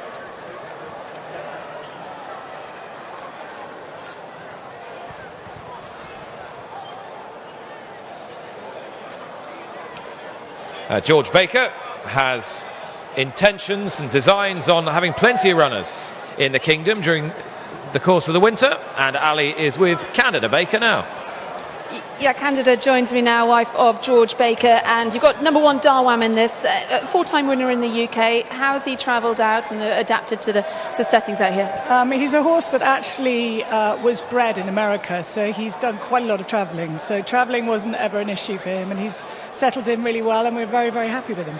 And it's important for you to have runners here. Why is the inaugural Turf Series such a good target for British trainers? Well, we've always said throughout George's and my racing career that have horse will travel, and it's got to be fun for people to come racing and enjoy it and go to places, and Bahrain is probably one of the most exciting up and coming places in the world right now, so to be here is a real privilege. You've got two runners at the moment, or two horses that you've sent over. Potential to send more perhaps? Oh, I hope so. Yeah, let's see how the next runner goes, and but we're learning and we're trying to work it all out, and I hope our next runner will run very nicely. Because the last one finished sort of mid-division. Is this the more fancied one in this race? Yes, I would say so. From his form, he's very, very tough. He's a cocky horse, whereas the other horse is a little bit more sensitive and probably needed it. He also missed the break, and I think you can't be 2 lengths behind everything else and expect. But he did come back to them, so we finished mid-div. But I was expecting more, or hoping for more. But I think we'll build his confidence out here. He'll learn what he has to do, and hopefully he'll be on it next time. Good luck with this one, number one Darwam. Thank you very much. And there is Dawam, the pale blue with the pink cross belts and black cap, running in the silks of George Baker Racing Bahrain Syndicate. You were just hearing from Candida Baker, wife and assistant to George. And this horse really does have a touch of class. Well, clearly, because he has to give weight to all his rivals here. He's the highest rated horse in the race. But he looked very promising in his early days when with Owen Burrows. And clearly from what Candida was saying, they're expecting significant improvement on his latest run. That is Dawam. Good luck to all the connections there. Good luck to Hesham Al-Haddad, who's already been amongst the winners this afternoon. He's got a couple of runners in this. One of them is Forbidden Land, who we haven't seen so far. Now, this is a horse who's got a not dissimilar profile to the winner of our previous race, insofar as he's a pretty rapid improver. He's stepping up somewhat in class again, having won by a neck last time. But he's able to race off the same handicap mark of 89 this afternoon. Slightly tougher race, however, for Hussein Maki and Hesham Al-Haddad. So 15 of them at the post. Loading process will begin very shortly. Indeed, we are underway with the loading process for this MUHARRAQ Cup. And we may just get a word with Tom Stanley, who I think is down at the start. I am indeed. Loading process has started, Nick. Let's just have a look at some of them. Number 1 over there, over towards the far side. That is Dawam for George Baker and Martin Seidel. Dawam, who's normally patiently ridden, will come out of stall number 12. So it depends what Martin wants to do out of there. I think he might just tuck in from where he is, you would imagine. I wanted to just touch on, if we zoom in on stall 3, which houses number 3 in there, only because just speaking to Owen Walsh, who was the first down at the start, he, I think, had to do his lowest weight that he's done in our opening race of the Bahrain Turf Series. So that was on Zazinia. And he's 4.5 kilos heavier here, so I think he has managed to get something to eat in between. But I think he was feeling it, it's fair to say. So fair to him for doing that. Who else have we got in here? Number 12, just going forward, just to the left of us. That is Mars Landing. Neil Callan is on board. I think he feels he has a better chance here than he did in the opening race, but still, stall 14 is probably not going to help too much. Right, last couple going forward. Let's get up and join Mark Johnson. Last one's moving forward now to complete the lineup. Waiting on Forbidden Land into stall 9. They're in the gates. And they're off. They race over 2,000 metres. Dawam from stall 12 was rather slow to jump.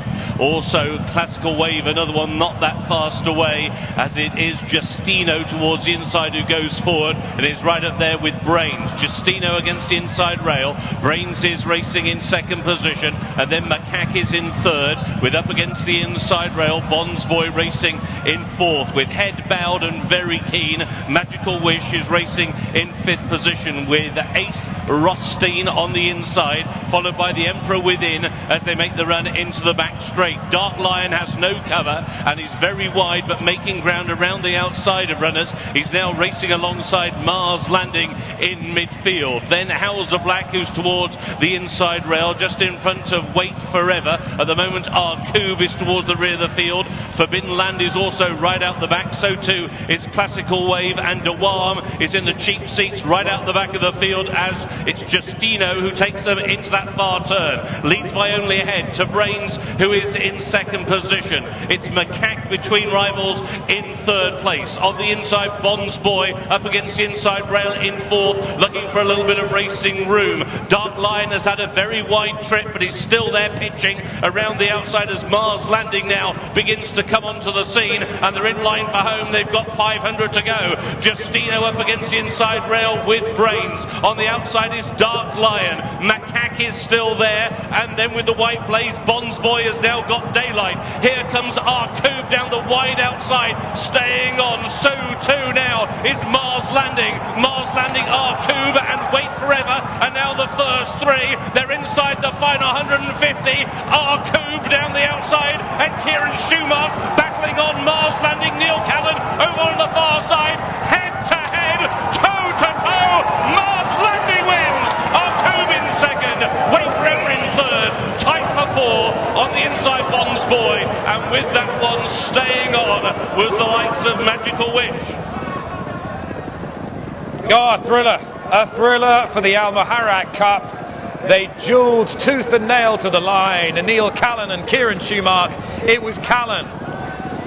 So long the Iron Man in Hong Kong, who has shone in Bahrain this afternoon on Mars Landing. For Hesham Al-Haddad in the silks of Al Mohammadiyah Racing. Winner last time here last week by 3 lengths. He's had to fight harder today. The inside and getting the better of Pink Cap, Arcube and Kieran Schumacher. What a fine race Arcube has run for William Jarvis. The pair are clear of Wait Forever, who's run a tremendous race back in third. But that's an outstanding performance from the first and second. Pair clear here, both clearly well ahead of their marks. And Mars Landing with just that little local knowledge, that little edge, just shading Arcube. But surely, if Arcube sticks around, there will be races to be won for him here in the kingdom, because that's an excellent performance for William Jarvis and Kieran Schumacher. Let's take the principals on the head on here and track their runs through. Look to the right of shot, just obscured, being pulled out from behind horses, is Arcube, making a bold challenge now. And the eventual winner, Mars Landing, is the white cap right down the middle of the track for Neil Callan. And just having to tip out and come that little bit wide might have cost Arku, but you fancy he got there in good time. Just run down late by Mars Landing as the pair of them give us a grandstand finish, and Oi Callan has enjoyed that. As he's pointed to the grandstand, forever the competitor. And as he takes a turn in front of the stands, we're going to pick up a word with the winning rider, who is not too far away from Ali Vance. But I think he just wants to take the adulation of the crowd here at the Rashid Equestrian and Horse Racing Club one final time. Mars Landing, this son of Dark Angel, out of psychometry. And step up to 1,800 metres work last time, up to 2,000 today, and he's seen out every bit of it. And Ali is alongside Neil. Well, I'm going to grab a word with winning jockey Neil Callan. Neil, you look delighted with that one. Yeah, look, obviously it's a great honour to win for Sheikh Sultan, so, you know, it's my first time out here, and, you know, they're so hospitable, they're so, you know, they look after you so well. But, you know, the first time I sat on this horse, I was like, wow, this has got ability, and I asked, where was it from? And then I spoke to a few connections from Sir Michael's in England, and, you know, they said he had ability, but, you know, weren't very complimentary in him going forward. So, but ever since the first time I sat on him, he's been a pleasure to deal with, and he obviously suits the place, and you know, he keeps improving. So, look, it's great to win because, you know, the home team are taking on internationals. So, it's you know, it's a great buzz. And my wife and 2 kids arrived yesterday, so they'll be happy that he's come back a winner. Yeah, how does it riding out here compare to all the other places around the world you've ridden? You know, like, yeah, and you hit it there. Like, I've ridden a lot of places around the world, and they're all very different. But Neil Mackenzie Ross and his team do amazing, you know, work on the track, and it's beautiful. It's lovely to ride on, lovely level surface, very fair track, and you can see how they're driving it to be an international force, and you know, you've got to credit to them for that. So. Yeah, look, it's just great to be here. It's nice. No doubt the crowd are going to embrace you being here. Thank you very much. Well done, Neil. Enjoy the walk back in and enjoy the reception. Neil Callan winning on Mars Landing. It was a tremendous race. It takes 2 horses to make a race as good as this. Arku was second for William Jarvis, who's with me now. William has brought him over from his base in Newmarket, Group 1 winning trainer this year, of course. And William, that very nearly was a masterstroke pulled off. Wasn't it just? I actually thought he'd nearly got it, you know. We probably headed the eventual winner, and I think there's a race for him on New Year's Eve over 9 furlongs, and I think that could just suit him a little bit better. I mean, what must be lovely for you is you've clearly sourced the right type of horse to come here. I guess so, yeah. And you know, it's a big ask for a 3-year-old, in fairness, but he's a pretty mature 3-year-old. And look, he's run his heart out, and we're thrilled to bits with him, Nick. Yeah, it looks like a few more trips to Bahrain. I hope so. We're enjoying it so far. Excellent. William, well done. Thank you, Nick. William Jarvis, who has trained the runner-up here, Arku. Into the winner's circle now comes Mars Landing. This 4-year-old bay gelding has that year advantage on Arku for Al Mohammedia Racing.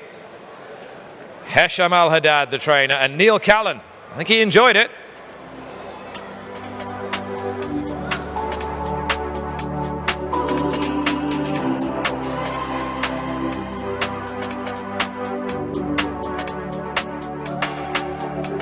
Here's the provisional result of race 4, the Al MUHARRAQ Cup, part of the Bahrain Turf Series.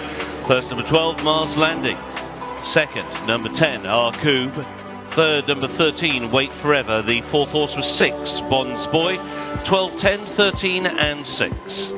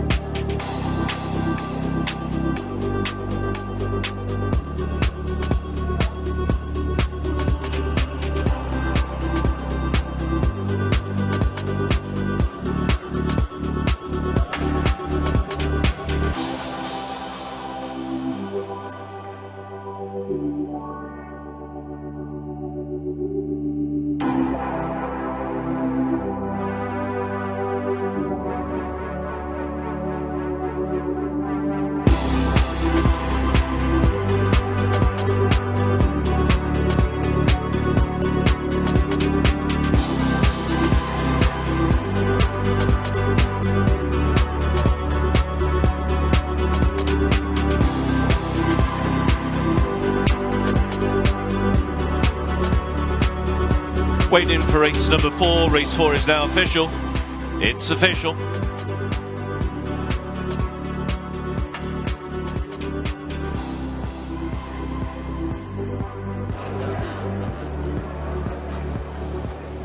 The presentation will take place behind us very shortly for the second leg today of the Bahrain Turf Series. 2 races and a lovely way to start, Ali. And I just fancy that excellent run from Arqub in the race we've just seen might encourage a few more international competitors through the season. Yeah, first 2 races of a 10-race series today. It goes right through to February. 6 international trainers had runners here today. I know that there's another plane load coming next week, but as you say, it's a very much a start, but a really good start. Great competitive racing, full fields today, and not surprised that both races won by local trainers. But I do say, as you said, like Arqub for William Jarvis put in a great race, and a glimmer of hope for the international raiders. Yeah, next Turf Series race is on the 31st on New Year's Eve, and the presentation taking place just behind us here, as you can see, for the second of the Bahrain Turf Series races, and representatives of the sponsors and distinguished guests presenting the Al-MUHARRAQ Cup to the winning owners here, Al Mohammadiyah Racing, Hesham Al Haddad, and the winning rider, Neil Callan. Mars Landing is the winner of the Al-MUHARRAQ Cup.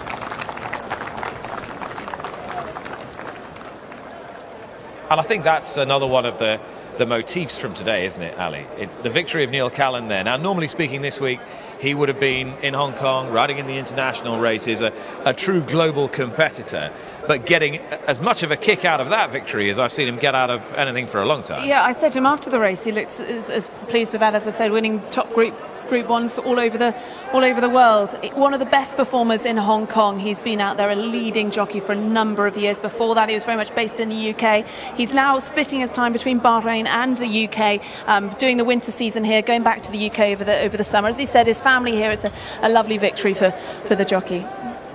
And we will be back with you for every single leg of the Bahrain Turf Series. As I said, it's the 31st of December next, right the way through until the final week in February. And that final leg of the Bahrain Turf Series will take place a week before the third running of the Saudi Cup. So you see all the bits of the jigsaw in this part of the world fitting together quite neatly. Yeah, the eyes of the flat racing world very much on the Middle East at that particular time, and Bahrain really trying to raise its profile and become an important player in the flat racing calendar, not just by ownership, because we know they have horses all over the world, but in terms of Bahrain itself being a really good base. Some great sport this afternoon here in the Kingdom of Bahrain with the Turf Series, and we're just getting started. Bye-bye.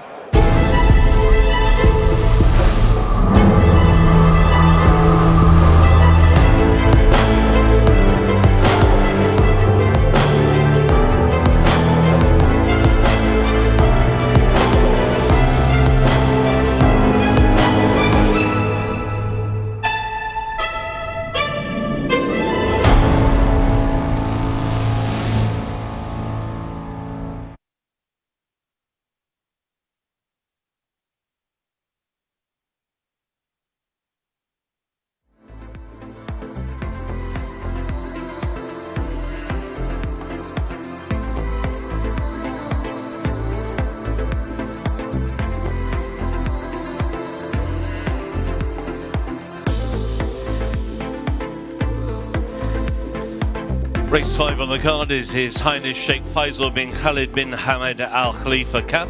This is a Grade 3 for locally bred thoroughbreds. They're racing over 2,200 metres or a mile and 3 furlongs. A field of 5 horses will get a post. There are no changes to race number 5.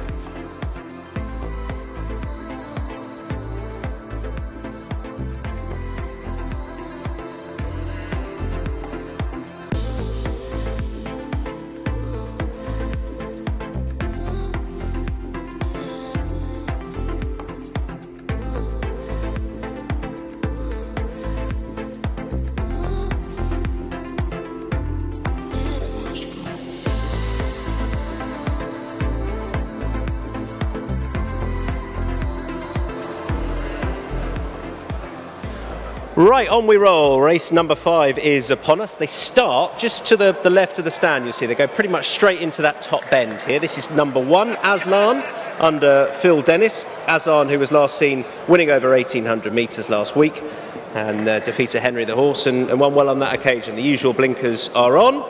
And he's drawn in stall number 5, widest of all, which shouldn't matter given the small field we've got here. 3 is Newsbreaker for Alan Smith and Julio Garcia. Walking around nice and calmly, got a little bit warm in behind, but Newsbreaker, he looks absolutely fine. This 9-year-old who carries the victorious colours hasn't been seen since the back end of last year. That was when finishing second, and ultimately he's made a bit of a habit of that, so he'll be looking to go one better here over a trip that should suit, I think, stepping back up in trip. Drop back to horse number 4, that is Shaddad with the yellow bridle you can see, and is the mount Shaddad of Marcelin Kolmarjak, and lining up here with bandages on both those front feet. He's walking around nice and calmly, looks pretty well for a first start in a couple of weeks, looking for a second career victory, having finished second last time. That win came over the mile, so this will stretch. We'll see how he goes. Horse number 5 is Campolina in the Abdullah Fawzi Nas colours for that very same trainer. Rosie Jessup rides, and well, of course, trained by Hesham Al Haddad officially, this horse, but in Fawzi's colours. And Campolina, well, she's still just 5, so should have a little bit of upside.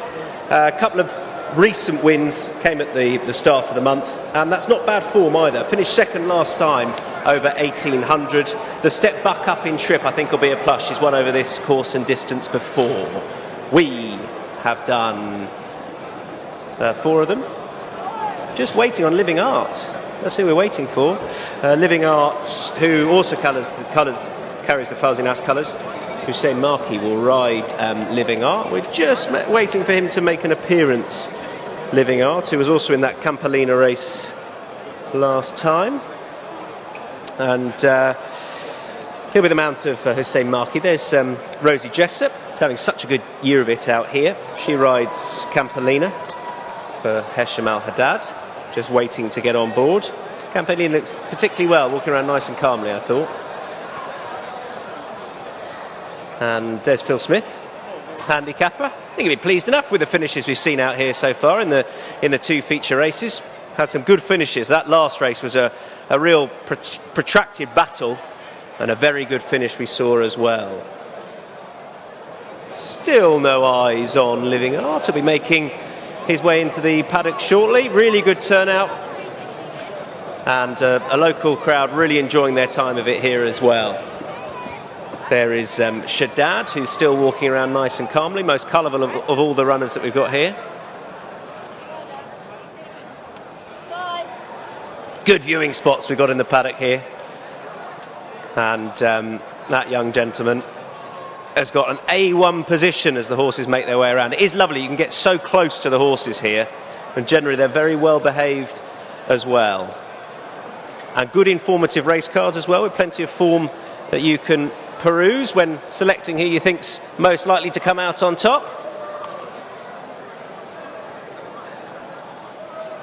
And Living Art will shortly be making his way into the paddock. This race is going off at 3:15, so we've got about 10 minutes or so.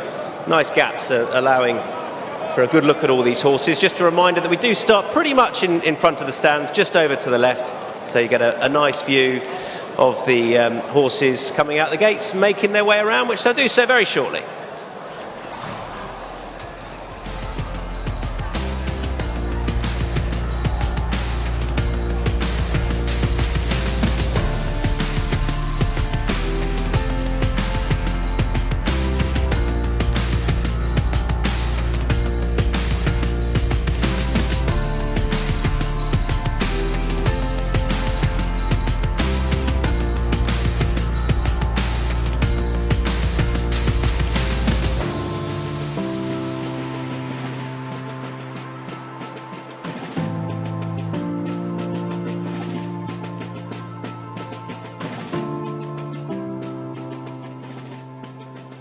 Well, delighted to be joined by leading trainer Fawzi Nas, who's got 2 in this race, 2 in your colours, Living Art number 2 and Campolina number 5, who was a winner last time I was here on International Day. How's she been since then? Now she's run just a week ago. She's been in good form this season. She gets on well with Rosie. There's a click there for some reason. And yeah, she's won at least a couple, I think, and gives it all in. Living Art, a horse that's not coming to the parade ring, he'll head straight out. How has he been? He'll head straight out. He's been okay, running okay in places, but didn't get his head in front this year. I expect, because we were running him over 9 furlongs, he probably needs 11 or 12 furlongs to get his best out of him. So I think today's distance should suit him better. Let's reflect on the 2 International Turf Series races. Mars Landing, trained by your former assistant Hesham Al-Halad, but you're very much involved with the horse. You must have been delighted with that one. Absolutely. He's been a very progressive horse since he came here. Not sure what the key was. It was probably upping him in trip, because we ran him twice over 7, and I think he finished third twice. Once we upped him to 9 furlongs and 10 furlongs, he's a different class of animal. How do you rate him in the yard? The handicapper might be listening to this, so not much. And just pipped to the post in the previous race, the 7 furlong International Turf Series race with Sonia Hani, a talented mare. Absolutely, she's very talented. We got it last year. Obviously, with the summer break that she had, she's transformed into a very nice filly. I think she was only in the 70s last year when we got her. And we only bought her because she's a half-sister to Port Lions. So she'll end up breeding here for local breds. And in terms of the 2 first ever Turf Series races, how important is it for Bahrain? You've had runners all around the world, you've got plenty of horses in the United Kingdom, but to have these 2 international races here, part of the 10-race series, what does it mean to the country? Well, it obviously means a lot to the country, and it means a lot to me especially, I think, because I'm used to travelling around the world, as you said, for such races. So to have them in my backyard, it's wonderful. And no doubt you're going to have a strong team at every race? I sure will. Good. Thank you very much, Fawzi Nas. Thank you. Fawzi Nas, and a very good winner for him in Dubai yesterday as well. 2-year-old, very impressive there. So things going well for Fawzi. This is Living Art, who was a little bit late into the paddock, has been multiply placed, but has a pretty good chance today for Fawzi. Aslan is number 1 here. Jockey Phil Dennis alongside me here. Now the weights, Phil, say that you're up against it today. Could you be a little bit more confident? Yeah, like I said, it would suggest that we are up against it at the weights, but I do think he's better than what he's rated. He won well last week, and we couldn't have him in any better order than he is now. He just seems to have peaked, so hopefully we can get above average run out of him. Go from there. He's not a youngster, but you seem to have got a good tune out of him. What's the key to him? Yeah, I don't know. He's just taken a little bit to come to hand this year, but like I say, last week he won well, and he seems to have come out of the race fine, and he's just been kept fresh this week, and hopefully he's in the same sort of form. How are you going to play it? He likes to take his time. He likes to pass horses, so I mean, it's only a small field, but I'd imagine we'll just try and settle him in behind the pace and try and pick them off. And as I say, once he starts to pass one, that's when he's happiest. Well, I'm sure you can counter 4, okay? Yeah. Good luck, Phil. Thank you. Phil Dennis, who rides Aslan here. Mark Johnson. Well, runners now are beginning to make the way to the starting point for His Highness Sheikh Faisal bin Khalid Al Hamad Al Khalifa Cup. This Grade 3 for local bred thoroughbreds over 2,200 metres. Reminder, the starting stalls for the 2,200 are on the outside of the track to give them a bit of an angle around the turn. Just a few metres under a complete circuit of the course. The post time for this race coming up in around about 4 minutes from now, as the last of them make that short journey to the start.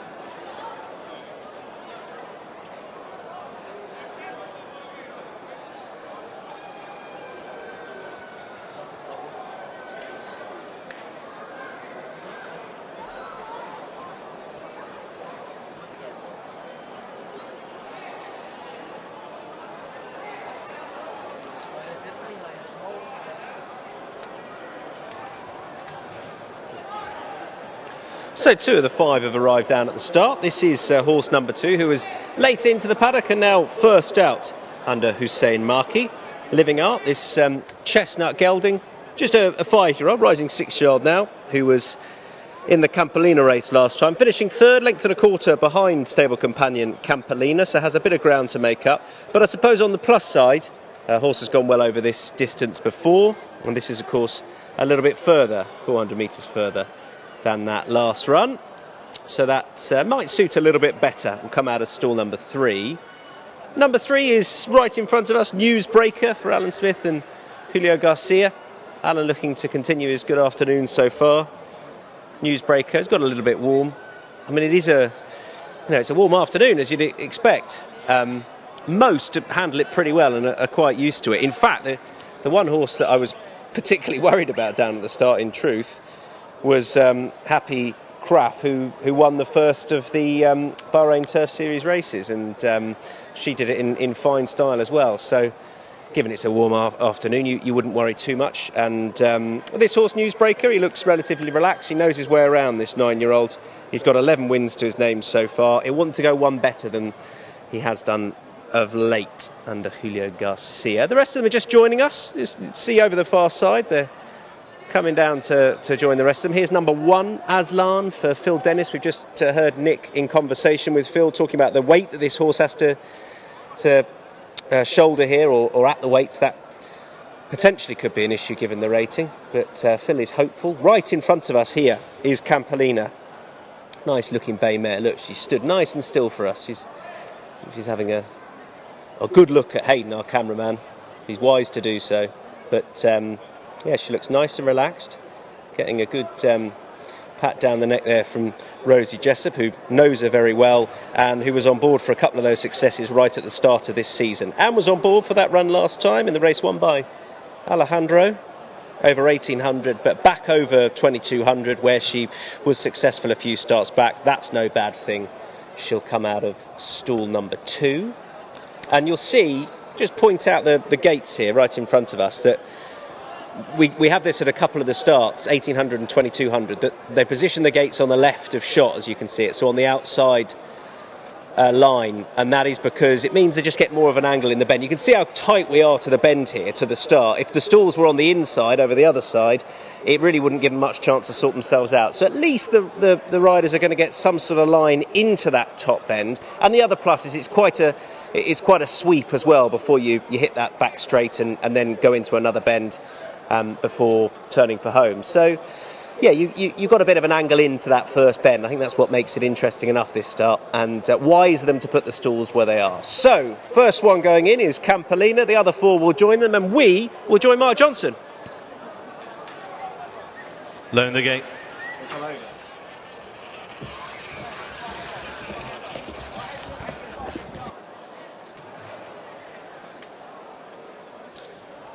Last one about to move forward is Newsbreaker.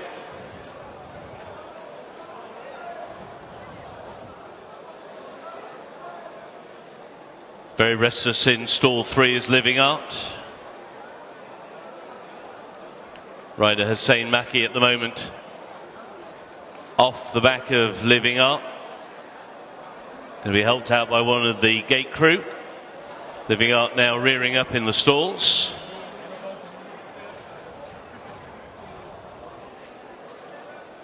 Newsbreaker now moving into line.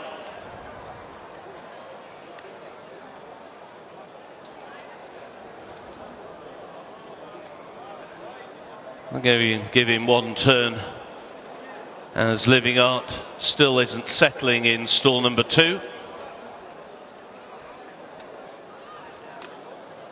They're in the gate. And they're off. They race over 2,200 metres in His Highness Sheikh Faisal bin Khalid bin Hamad Al Khalifa Cup. Newsbreaker broke on top, but is taken on now by Shaddad as they make the run down the side of the course. Newsbreaker now goes on by a length and a half to Shaddad, who is in second position, and then the mare Campolina is in third, ahead of Living Art, and the back marker is Aslan, who's slightly outpaced in the early stages. Phil Dennis just pushing him along to pick up the bit as they go into the turn with now 1,600 metres to go. A Newsbreaker and Julio Garcia have a lead now of 2 lengths. Rosie Jessup sends Campolina into second. A neck away on the inside, Shaddad is in third. A length and a half to Living Art in fourth, and Aslan is in fifth. And Aslan really isn't travelling at the moment with any fluency as they make the run down the back straight, and now they go inside the final 1,300. It's Newsbreaker, the 9-year-old, who still has the lead over the progressive Campolina towards the outside, who's now got to within a length in second place. Shaddad is towards the inside in third, a breakdown of a length and a half to Aslan, who's past one. Living Art now just the back marker on the inside rail, and they leave the back stretch behind them, and it's Newsbreaker who searches for a 12th career victory, leads by half a length to Campolina in second, ridden out for the first time. In third is Shaddad to the inside rail. Aslan still being ridden by Phil Dennis to try and hang on in there, and the back marker is Living Art as they now spin the turn and they're racing towards the final 600. It's Campolina who now eyeballs Newsbreaker in line for home. 2 lengths away is Shaddad in third.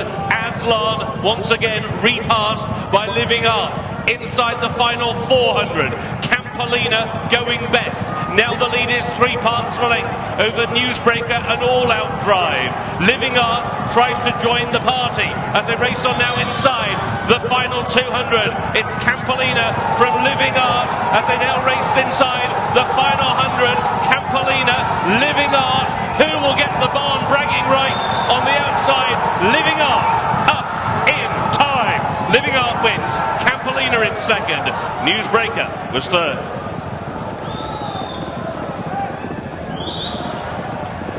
A Fauzi Nas exacta as Living Art, yellow cap, scythes down stable companion Campolina stripe cap in the shadows of the post.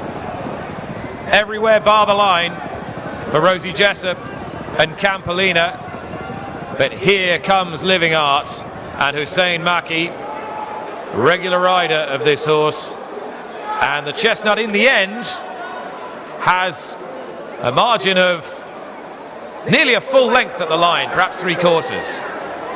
The pair are clear of Newsbreaker in third, and the other two a little bit disappointing today. Shaddad and Aslan never really travelling, but Living Art it was that won this race, coming back off a 3-week layoff since a fair performance last time behind Campolina. Well, the form has been comprehensively turned around today over this longer distance.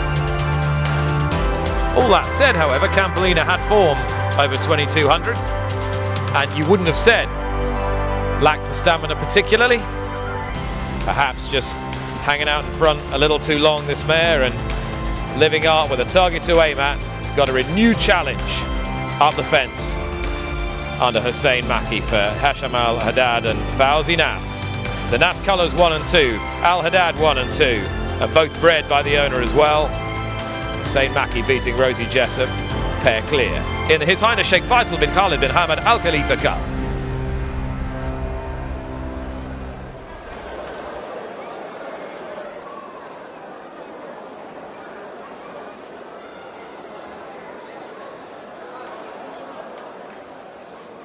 Provisional result of race 5 is His Highness Sheikh Faisal bin Khalid bin Hamad Al Khalifa Cup. First, number 2, Living Art. Second, number 5, Campolina.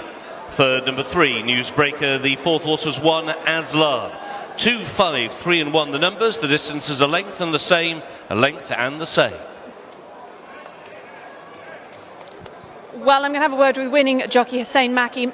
Hussein, I know your English isn't wonderful, but I'm going to ask you, it was a wonderfully timed ride. How was it for you? Good. I'm happy when the Living Art beat Campolina first time out, beat him. I'm happy with him. Very happy. I think that we got the gist of that. It certainly was an excellent ride by Hussein. Well done. Yep, it was an excellent ride. And just snatching that victory from the stable companion late on. But a 1-2 for the colours of Fawzi and a 1-2 for trainer Hesham Al-Haddad. As Living Art comes back into the enclosure.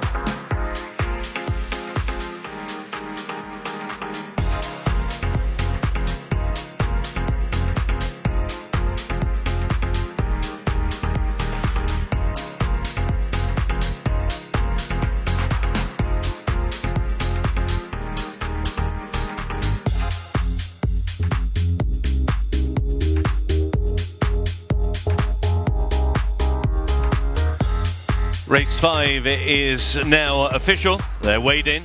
Race 5 is official.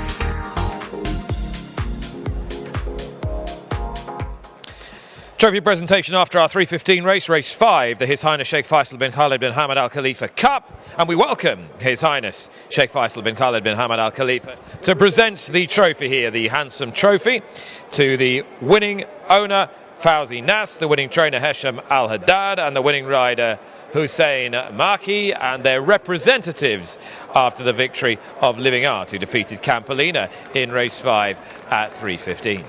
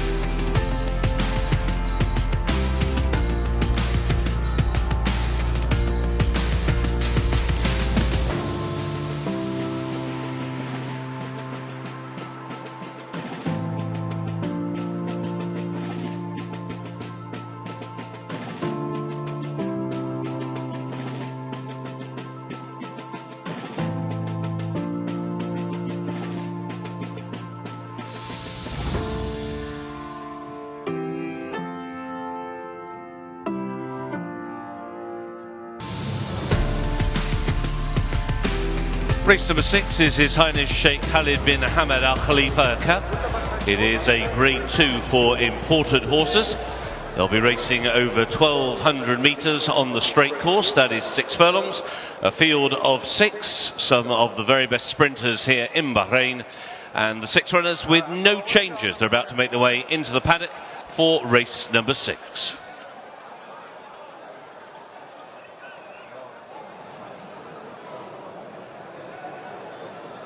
Yeah, Mark, thank you. And here they are. This is horse number 1, just making his way around the far end of the paddock. Hashim Al-Haddad, trained, victorious, owned a buffer zone. Ex-Irish inmate David Egan rides. David was on board last time for that start here on the big night over 1,000 metres when finishing second to Dark Shadow. Ran well on that occasion. 1,200, no bad thing. Was second here over the 1,200 at the back end of last season. And is very capable at this distance. Plenty of speed, buffer zone, son of bated breath. Looks nice and relaxed. Horse 2 is behind, and this is Dark Shadow, who was a winner when last seen from buffer zone. Horse I just mentioned over 1,000 metres. Returning to 1,200, no bad thing, I don't think, but he does show plenty of pace, this Dark Shadow, and you can see he wants to crack on with things. He's quick, he's on his toes, and he is the mount of George Wood for Osama Hashim. 3 is behind.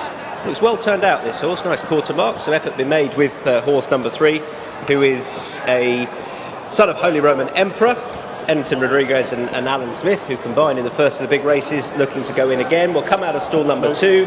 Rated 101, this horse is Roman River, and was behind Dark Shadow when last seen on the 19th of November with the same jockey on board, and returning to 1,200 metres, scene of a last success when he beat Buffer Zone. I think that is a plus back over the 1,200. Horse 4 is a little way behind, and that is Aleko for Anas Al-Siabi and Ali Nasser.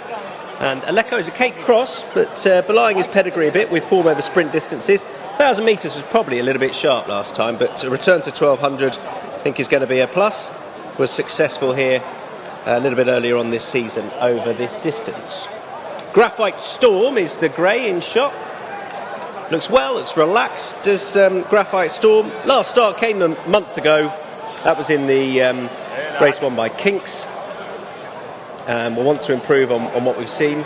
Rated 100 is Graphite Storm, is a delegator, is a 7-year-old, and is the mount of Abdullah Faisal. And a swish of the tail from horse 6, who is behind, Ibn Arabi. Got the red noseband on. Lee Newman rides for Mohammed Saeed. Looking for a third career success. Pretty lightly raced out here, and ran over the 1,200 when last seen. Has a bit to find at this sort of level, but did go well when scoring last time. Ibn Arabi, and that was 2 weeks ago. Lee Newman takes the ride. That is your field of 6 for this sprint, and they'll head right down to the bottom of the chute, to the 1,200 metre start very shortly.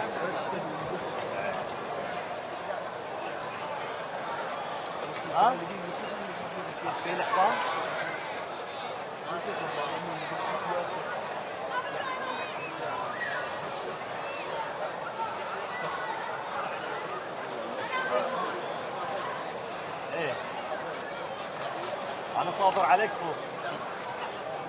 صابر عليك. صابر على فاهم لا وين في صابر. للحين ما يمد يده فوق. حبيبي.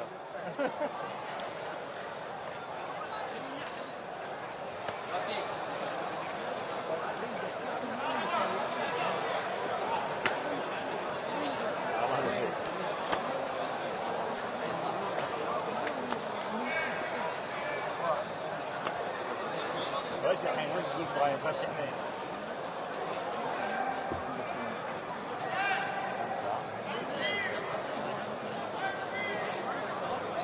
عزيز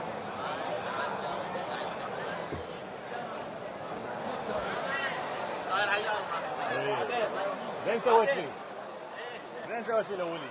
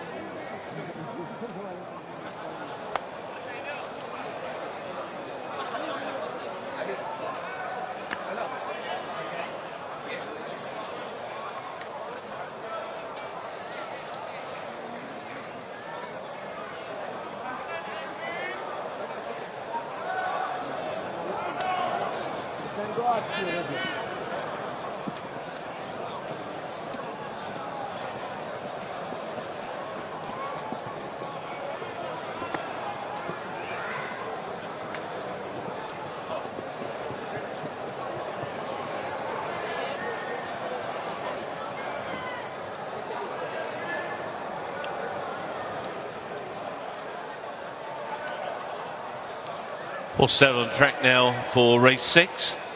Red with the black chevron and sleeves, Ibn Arabi, Lee Newman. Winner of his only start so far here in Bahrain. That came in a handicap over 5 lengths. A second career victory. Red with the white striped sleeves, Buffer Zone, double seeking David Egan on this dual course winner. The red and white halved colours of Roman River, number 3, with Edison Rodriguez. Roman River 4 times a winner here in sprints in Bahrain. The grey is Dark Shadow, who's never won a race over 6 furlongs. All his victories have been over 5 or 5.5 furlongs, including his first win in 13 starts here in Bahrain on International Day in mid-November. George Wood in the red with the gold braid, white sleeves and the white cap. Next out on track, yellow with the purple star, is Alico, number 4, with Anas Al-Siyabi. Another of the 4 times course winners in this field. And the grey is number 5, Graphite Storm, and Abdullah Faisal, who's coming here off a 9-month break. He's in the purple with the yellow chevron, the yellow cap. A field of 6 sprinters, all out on track, making their way down to the straight 1200 metre start. The post time here comes up at 3:40, post time in 5 minutes.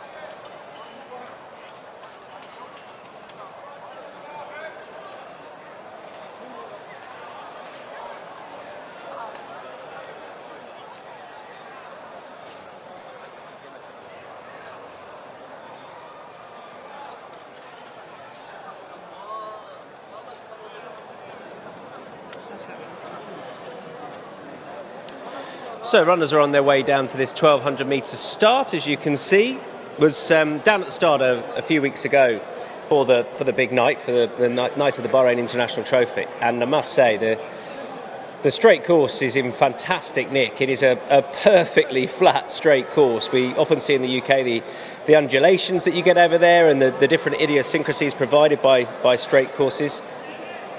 We don't have that here. This is a really straight and very fair track. Ali Vance is alongside me, and I think positioning here is going to be key, to be honest, and the pace they go, because it's a track that responds very well to the pace. If you're up there and you go too hard, you can often pay the price. Yeah, you certainly can. We saw that in the last race, just nabbed on the line was Rosie Jessup. But talking about the international race today, we've got 3, the top 3 in this all ran on that day. A Dark Shadow got the better that day of Buffer Zone, with Roman River finishing in 3rd. That was over 5 furlongs. This is over 6 furlongs, and all running off level weights today, whereas Dark Shadow had an advantage on International Day, carrying less weight than the other 2. So read into that as you wish, but those three have met previously, and at the moment buffer zone is a sort of fancied one, I think, of the local runners with David Egan on board. Wondered if Roman River back over this trip might just suit that little bit better. But you touched on something there about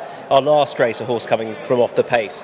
I think we've seen that quite consistently throughout the afternoon as well, and you know, this had a bit of a reputation as a tight enough track where it can be tricky to come from too far back, but ultimately I think the last two meetings we've been out here, certainly it's very, very possible to win from off the pace. We saw it in the big international race a few weeks back, didn't we? You know, if you're on the front end and you go hard, you can pay from it, and it gives those a chance to get involved from the rear. It's riding fair. Yeah, and I think some of the jockeys perhaps have learnt that as well. Perhaps in previous international races they allowed the local jockeys, Lee Newman I'm thinking of getting too much of a lead.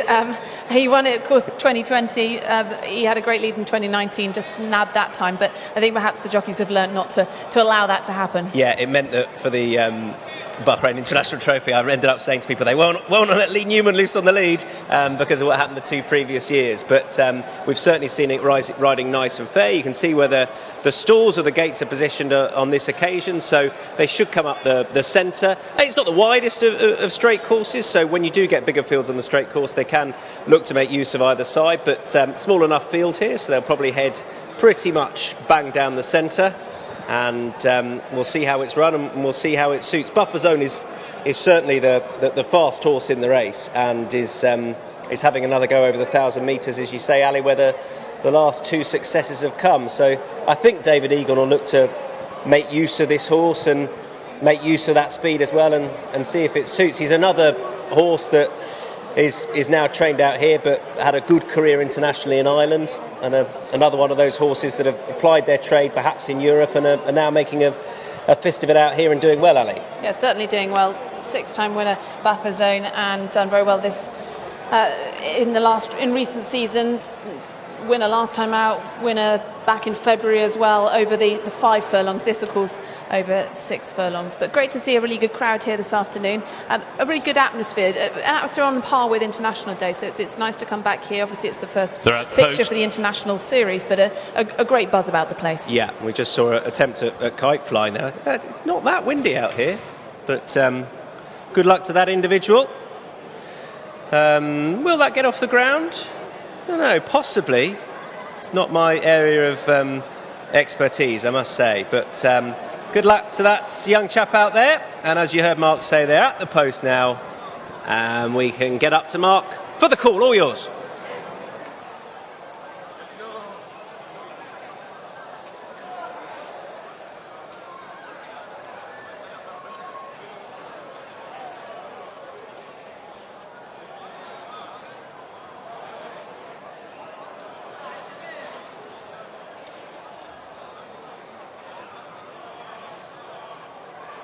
About to load the gate.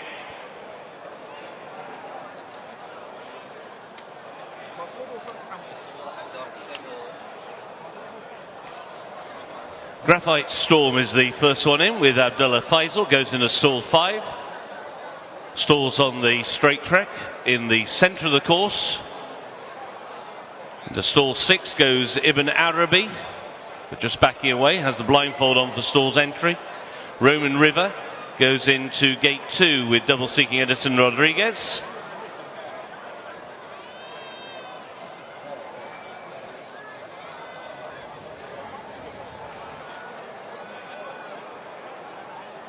Ibn Arabi just backing away once again, bidding for his second win here in Bahrain, having won on his debut at the track last time by an emphatic 5 lengths. Steps up from handicap company to grade 2 company today. Into gate 4 goes Buffer Zone. 2 back. Alico into stall 1. Dark Shadow completes the line. They're in the gate.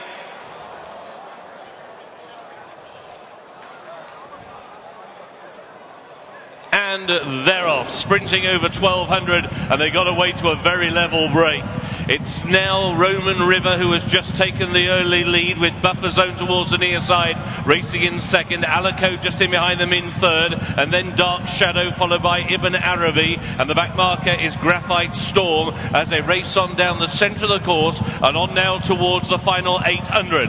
It's Buffer Zone on the near side, over on the far side Roman River, those are the first two, and then Dark Shadow getting a good trail into the race in third. Ibn Arabi, the red-nosed man towards the near side, is in fourth. He's only a length and a half off the speed, and then Alico right over on the far side, and now Graphite Storm begins to make his move between rivals. They race now down towards the final 400, and David Egan and Buffer Zone towards the near side have now taken the lead. It's Buffer Zone, but he's under pressure. Into second, Graphite Storm, and then Dark Shadow, the other of grey, is in third place. Then Roman River trying to do more, but it is Buffer Zone racing inside the final 100, and Buffer Zone now is going clear. He's going to take this grade 2 for a 7th career success.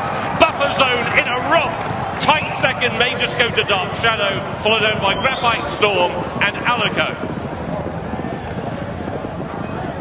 Oh, and there was a Buffer Zone, a big one between the winner and his rivals. Buffer Zone has comprehensively reversed the form from last time with the grey Dark Shadow and has made his merry way home toward the stand side here under David Egan, who's having a job pulling this son of Bated Breath up. It's a second winner on the afternoon for a horse by Bated Breath, and this horse has come on a ton from that run last time behind Dark Shadow. Dark Shadow doing the best of the rest and hanging on for second. It's a tight call for the minors. Graphite Storm getting third ahead of Alico, but no doubt about the winner here in the victorious silks, the famous red with the white striped sleeves and cap, Hesham Al Haddad, another on the card for him. That's half the races this afternoon, and David Egan, well, it's all going rather well, but one of Britain and Ireland's most promising riding talents. Let's see how he did it. Well, Tom talked to you about the dimensions and topography of this straight track in some depth beforehand. All you need to know really is how fast you can run from point A to point B over this 1200 metre trip, and that's exactly what David Egan did on Buffer Zone, racing a little way away from his rivals. Wouldn't really have mattered where he was on the track, I don't think, so much did he have in hand here, and it was a terrific performance from this horse in the victorious silks. 58.5 kilos he's carried today in this His Highness Sheikh Khalid bin Hamad Al Khalifa Cup. He'll be meeting similar horses during the course of the season, and he'll take an awful lot of beating on this evidence. Buffer Zone, a comfortable winner of race 6. Provisional result of race 6 is Highness Sheikh Khalid bin Hamad Al Khalifa Cup grade 2. First number 1, Buffer Zone. Second number 2, Dark Shadow. Third number 5, Graphite Storm. The fourth horse was 4, Alico. 1, 2, 5 and 4 the numbers. Distances 4 1/4 lengths and half a length. 4 1/4 lengths and half a length. It's still unofficial.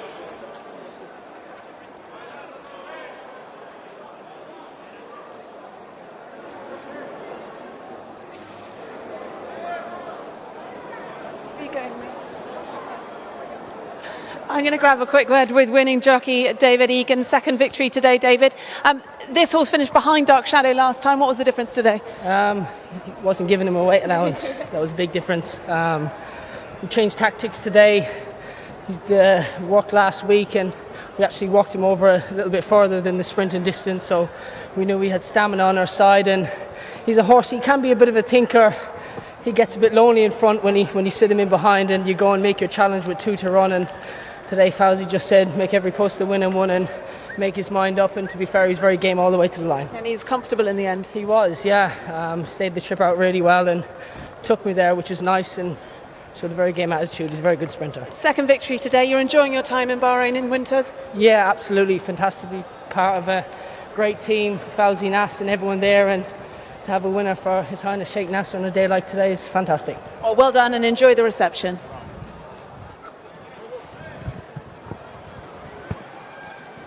Yeah, this was a most impressive performance from Buffer Zone. You heard there from David Egan, the winning rider. And as I said, a comprehensive reversal of the form from International Day here with Dark Shadow. Dark Shadow, of course, on that occasion had the benefit of a recent run and also benefited from a bit of a pace collapse. Today, Buffer Zone in this small field was able really to dominate, and no horse looked like they were going to get to him. So that's 6 of the 8 races complete here at the Rashid Equestrian and Horse Racing Club on the inaugural Bahrain Turf Series race day. Buffer Zone and David Egan returning victorious.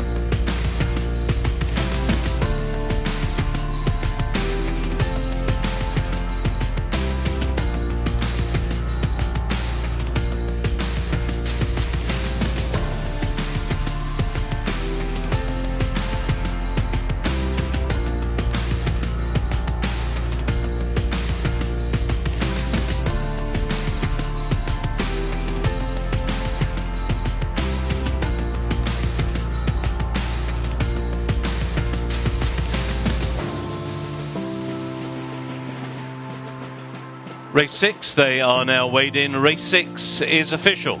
It's official. We also have a note with regard to race number 6 from the veterinary officer who reported that in that race, horse number 3, Roman River, lost a near foreshoe during the race. That is, in race 6, number 3, Roman River lost a near foreshoe during the race. Trophy presentation now after race 6, and you've just seen the trophy being presented for the His Highness Sheikh Khalid bin Hamad Al Khalifa Cup to representatives of the winner Buffer Zone victorious Hesham Al Haddad and David Egan.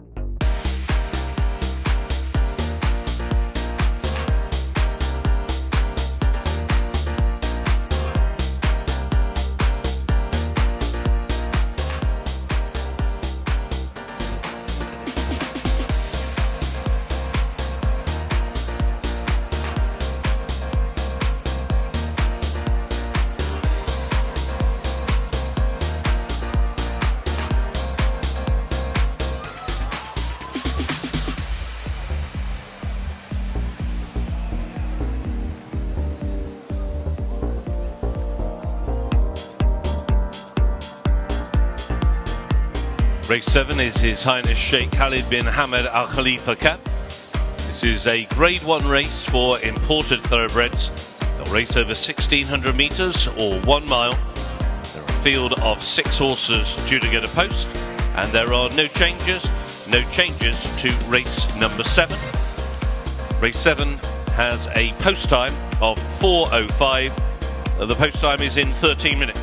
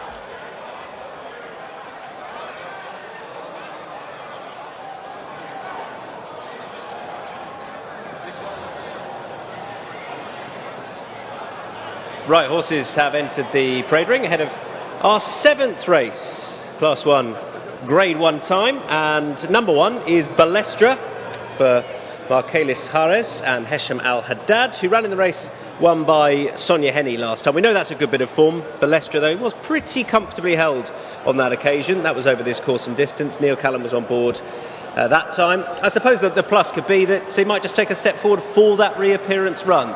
So that is the hope, that it will bring Balestra forward a little bit. Rated 100, so not far off the top ones here. Nick Luck can pick up the next of them. Tom Stanley, thank you very much. This is a horse from a really good sprinting pedigree, Byline, and he is just making his 2nd appearance in Bahrain, having been a pretty useful performer back home. Beg your pardon. Here is Byline. Charlie Bishop taking over in the saddle today. Alan Smith is the trainer and should strip fit of that recent run here at the back end of October.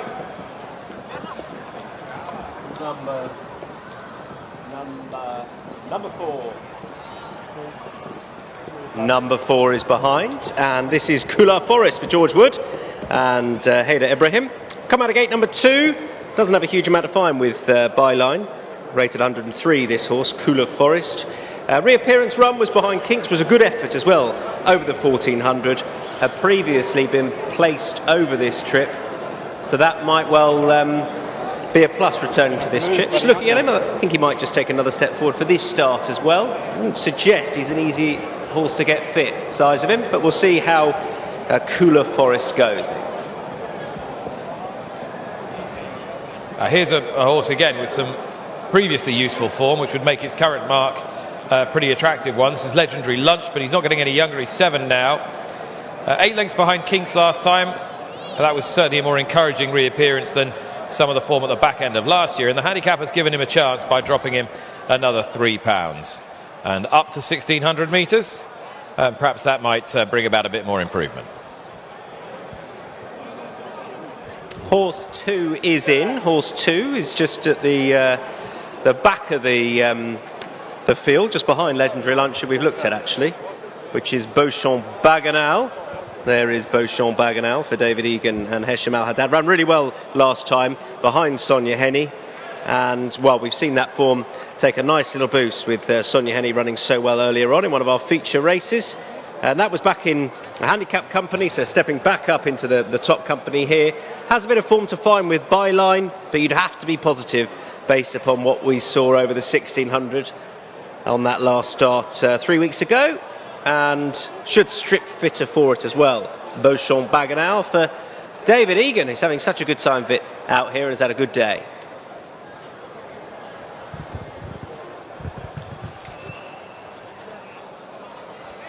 There's Lee Newman, who's had so much success here in Bahrain. He rides Legendary Lunch here. Thought the horse was maybe a bit more interesting than the first glance suggested, with that drop in the weights.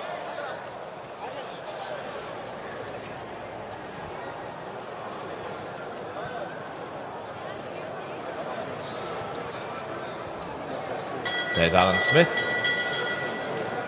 right of shot, briefing Charlie Bishop, owner Sheikh Issa watching on.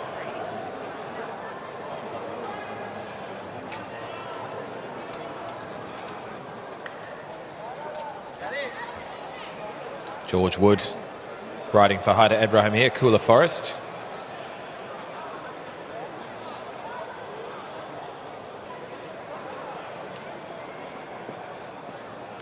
And there's Marcialis Horace, rider of Balestra, chatting to David Egan, who's looking for another winner on the afternoon. He rides Beecham Bagnall. Good second here in the Sonia Henny race last time, as Tom was telling you.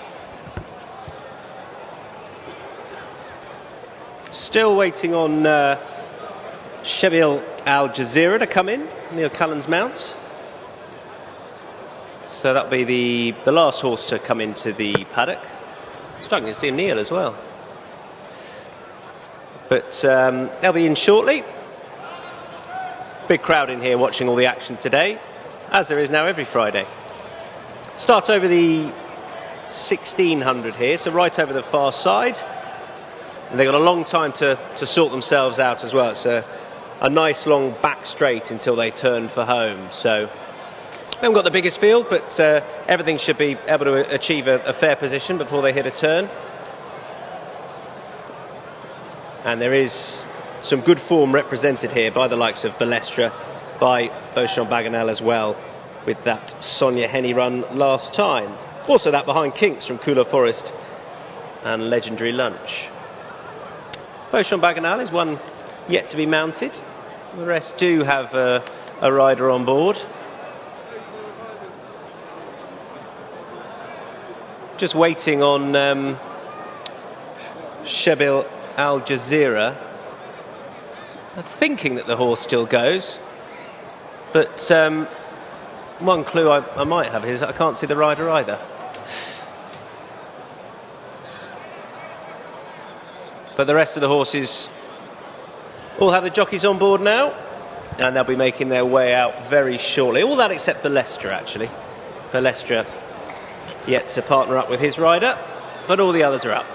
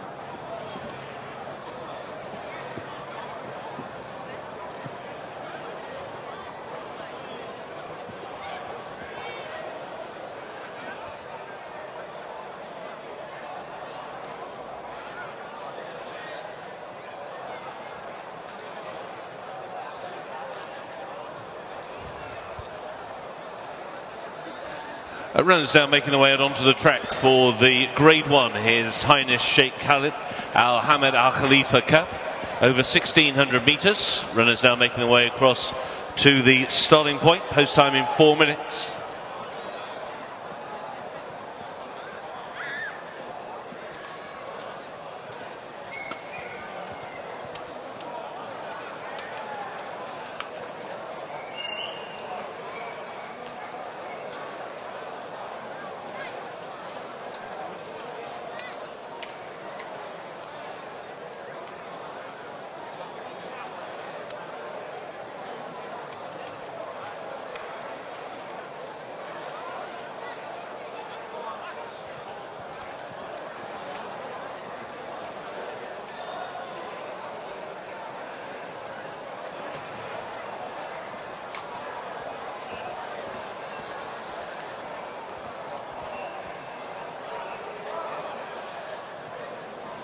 Well, Tom, this was the horse that we were waiting for very late into the paddock, Shabil Al Jazeera. Neil Callan looking for a double on the afternoon. Osama Hashim trains this horse. Al Mohammadiyah looking for another winner as well.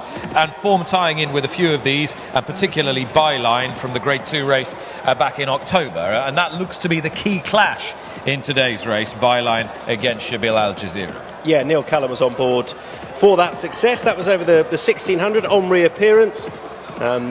Byline, this is his first start since. Shabil Al Jazeera has had a go subsequently, and that was when not beaten too far, just a length and a quarter on that occasion with Neil back on board over the 1400. So he'd suggest a return to the 1600 over the far side of the track should suit this horse, Shabil Al Jazeera, who's rated 101. So again, not a huge amount to find with the principals here, carrying 57 kilos, all of them are. Yeah, 57 kilos, the weight carried here. My apologies for that earlier error. For this, His Highness Sheikh Khalid bin Hamad Al Khalifa Cup. They're at the post, and this is what they're running for. Beautiful trophy for this Grade 1 race.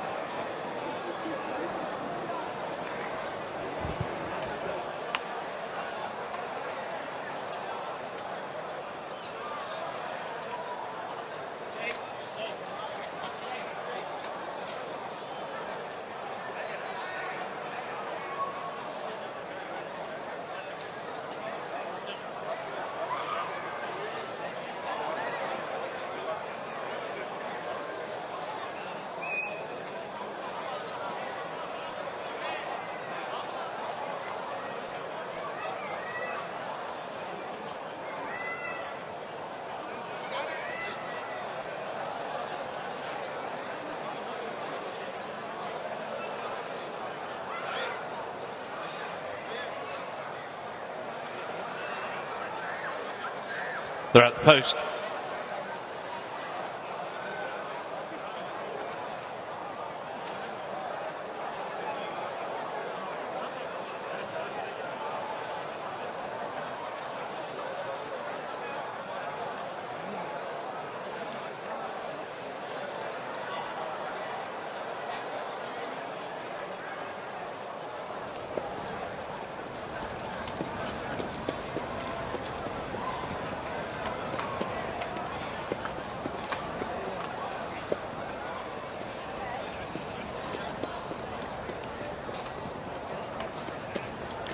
Neil Callan dismounts from Shabil Al Jazeera, who is usually put in without the rider. Neil will await the arrival of this dual course winner in stall number 5 as they now load the gate.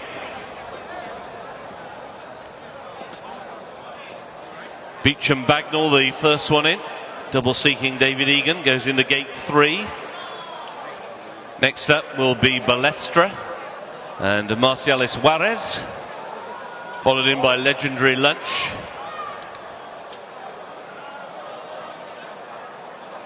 Cooler Forest goes forward.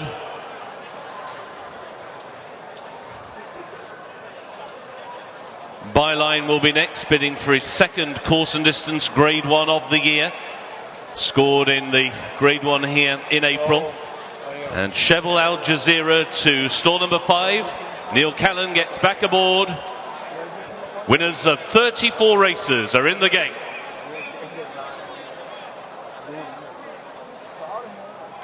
And they're off. Bobbled at the start, Legendary Lunch. They stride out down the back stretch, and as they do so, aggressive is Shabil Al Jazeera and leads already by a length and a half. Beecham Bagnall will give chase, racing in second. Cooler Forest is in third, and Byline is in fourth. And then Legendary Lunch, and he's on the outside of Balestra, who is taking a very keen hold, but so too Shabil Al Jazeera is keen as they go towards the end of the back stretch. Beecham Bagnall now closes to within a neck, racing in second. David Egan takes a look over his shoulder to see where Charlie Bishop is on Byline. Byline 2 lengths off him. now making a move around the outside of Cooler Forest in a dispute of third and fourth. Balestra moves into fifth, and Legendary Lunch is at the back of the field. They make the run down the side of the track, and they race on inside the final 700, and the leader is Shebel Al Jazeera, out in front by half a length to Beecham Bagnall, who makes the turn in second. Still a break of a couple of lengths to Byline in third. Cooler Forest looking for racing room, couldn't get an out. Also in a pocket, Balestra towards the inside rail. Legendary Lunch at the back of the field. 350 from the wire, and Shebel Al Jazeera still has the lead. Here comes Byline down the wide outside. Beecham Bagnall continues to box on inside the final 150. Byline down the outside. Shebel Al Jazeera against the rail, but it's Byline who has got the lead. A second Grade 1 win of the year for Byline. The headline is Byline. In second came Shebel Al Jazeera, followed home by Beecham Bagnall and Cooler Forest.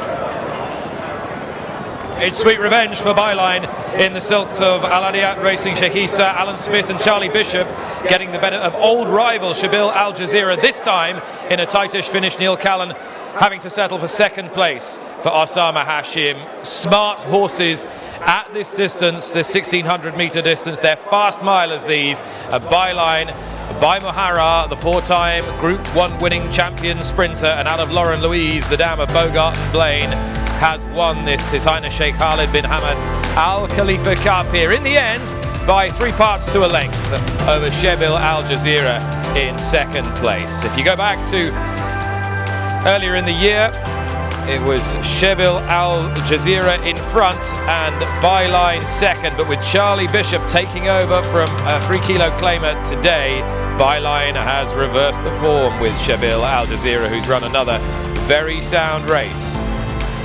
And 1600 metres might just be the ideal distance for this winner as well, because he needed most of it to get on top and could probably have done with a more stern and contested pace. Charlie Bishop is the man doing the steering in the silks of Sheikh Issa's Al Adiyat Racing. And more success for Alan Smith.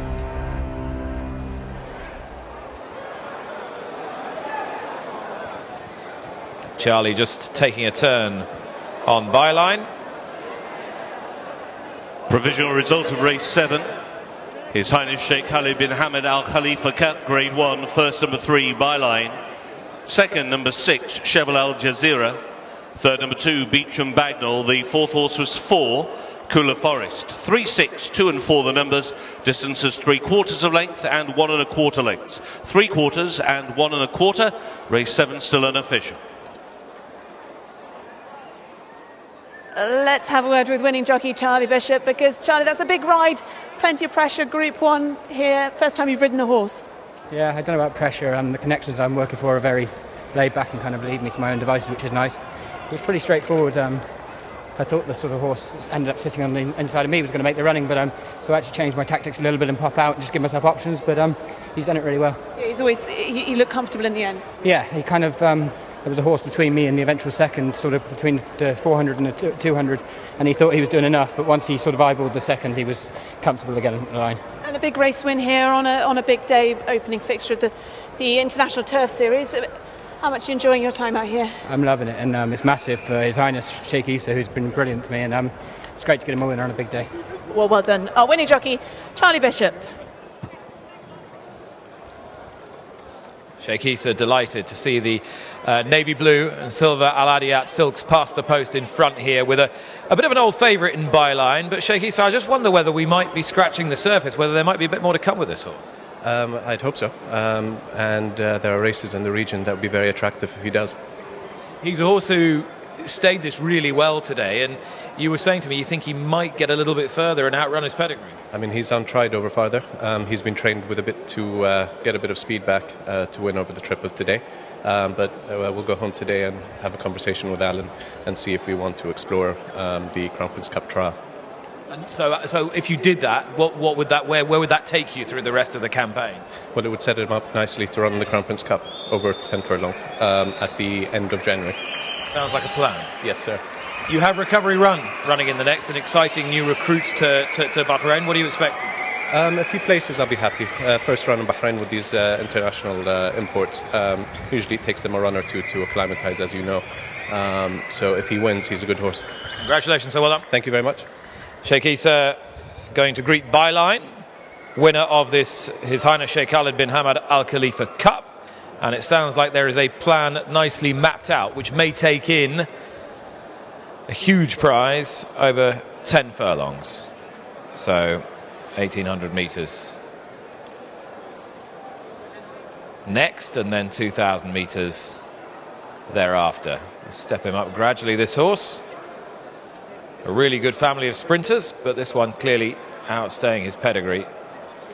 And might just be the beginning here in Bahrain.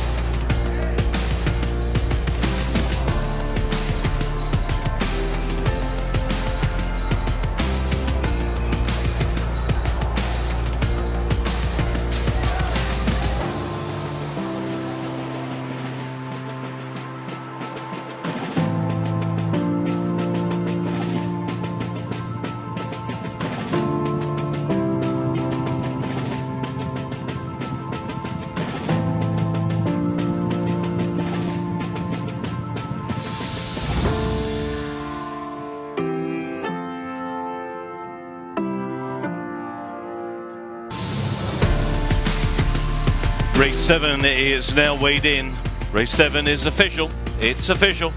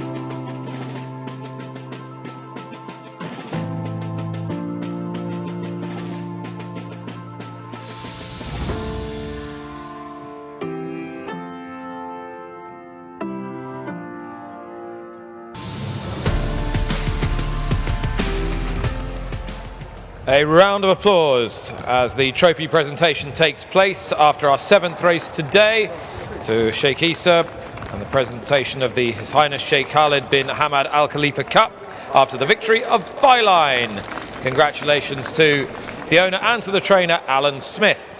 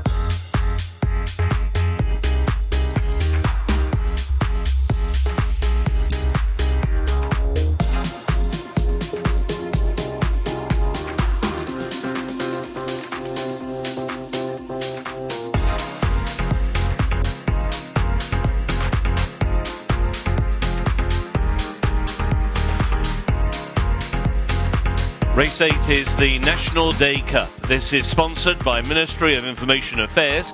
It is a Grade 1 for imported thoroughbreds going 2,400 metres or a mile and a half.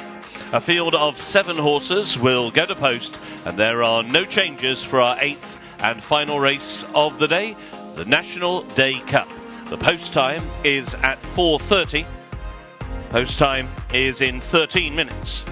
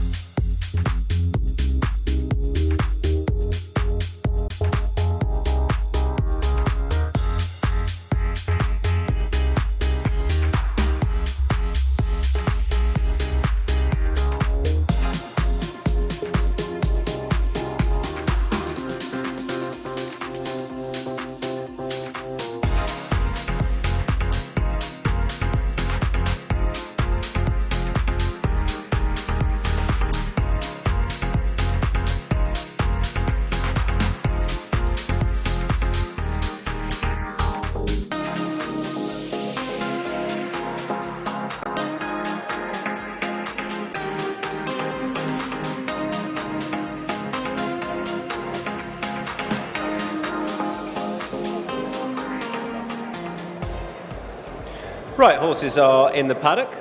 Break away from a conversation I was having with former jump jockey royalty, Dominic Ellsworth, who's out here. And here is number 1, Hard Taskmaster, just making his way around. 5 years old, this horse. And right in front of me now, he looks well, he looks nice and relaxed. This is a second go in 2 weeks. So may well have taken a step forward for that first start, improved for it. That was over the 2,000 metres, so is up to the 2,400 here. And does look well, this horse. He's rated 82, so he's got a little bit to find. He'll be the mount of Andrew Elliott, who was on board last time when the horse ran very well to finish second. Ali. Number 2, Hold Sway, stepped up to the 2,400 distance last time out, and it was a successful race, winning over that distance just 6 days ago, beginning of December. Hold Sway, Bay, 7-year-old, very nice looking, looks very chilled in the parade ring, ridden by Martin Seidel. Jaber Maharan is the trainer, so Hold Sway number 2. Out of stall number 3 will be number 3, King of the Throne. Lee Newman, Mohamed Said combining. Lee knows the horse very well. He was on board when he was second. That was back at the start of the season to Ruhr Augusta. It hasn't necessarily gone on from that. Things haven't panned out ideally for him subsequently, King of the Throne. But it could be that going over the 2,400 just unlocks the key to this horse. They're all pretty calm. They're all horses that like middle distances, and he certainly looks as though he's a horse that might benefit from a little bit further here. Here's 4-year-old, King of the Throne. Horse number 4, medal winner, the one to beat in this, the top-rated horse at a 105. Winner last 3 runs, so winner of the last 2 at the back end of last season, and made a winning debut this season at the beginning of November. Has won over the distance of 2,400. Neil Callan rode her last time and is in the saddle again. So medal winner number 4, the grey in the field, is certainly the one to beat. Horse 5 is Port Douglas, ex-Irish in bait, now lining up for Ibrahim Nada and Ali Jan. And Port Douglas is a son of Galileo in here. He's 8 now. Could just be that returning to this distance is exactly what he wants. He's got cheek pieces on. That's not new for him. And he ran with promise when last seen. That was on second start out here. The first start left a little bit to be desired. He looks very fit now. He's well turned out. And for all he's got a bit to find, he is going over probably a more suitable distance for him, Port Douglas. Number 6 is What a Welcome, a horse that ran in the Bahrain International Trophy last month. A horse that's done very well here over the years, a 9-time winner for Jalil Al-Mala. Phil Dennis rides perhaps a bit outclassed in that international trophy last time, but consistent before that, a really good, consistent Group 1 performer. And horse 7 is Recovery Run, rated 103, so just a couple behind medal winner and ahead of What a Welcome, who we've just touched upon. He lines up for Charlie Bishop, who's looking for a quick-fire double, also for Alan Smith, who's had a good day today. He's a son of Nathaniel. He's having his first start out here under what should be pretty suitable conditions. They start pretty much bang in front of us. If you're in the stands, just from where you look out over the screen, just to your right, you can see the stalls. You can see them in the distance there on the big screen. And so they'll take off, run in front of us, before turning down the back and then making their way again up the home straight. So runners are in the paddock, and jockeys have just come out now to join them. They'll be getting up very shortly ahead of race number 8.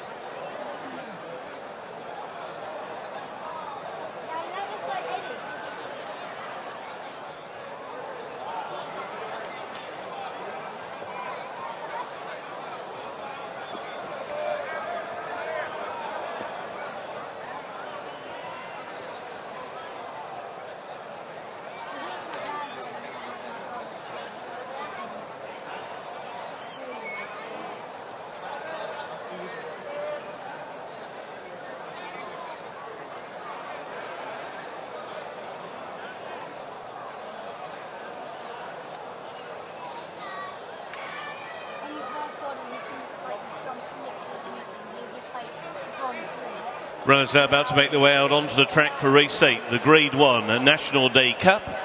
Presenting the field, number 1 is Hard Taskmaster, the mount of Andrew Elliott. Number 2 is Hold Sway, the winner of the rider's Martin Seidel. Number 3 is the Maiden, King of the Throne, the mount of Lee Newman. 4 is Medal Winner, winner of the Bahrain Gold Cup here in March, Neil Callan. 5, Port Douglas, Ibrahim Nada.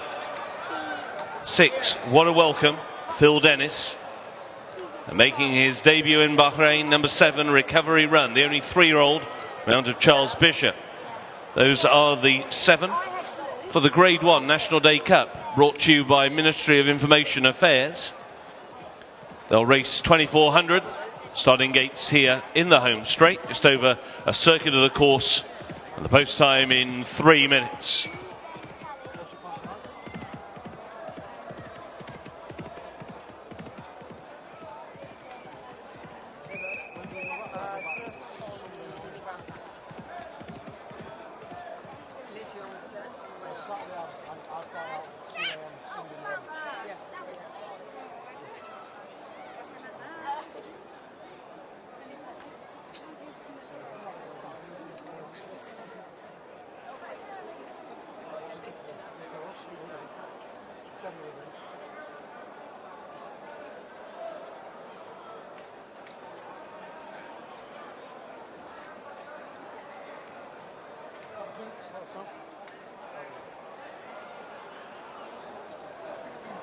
Brown's here. I want to see what he's.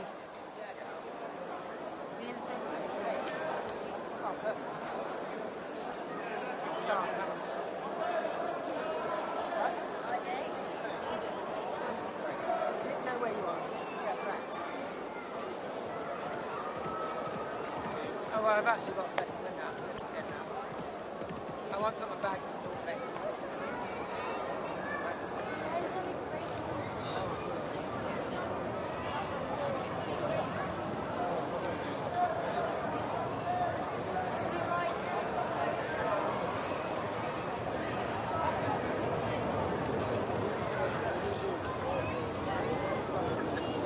They're at the post.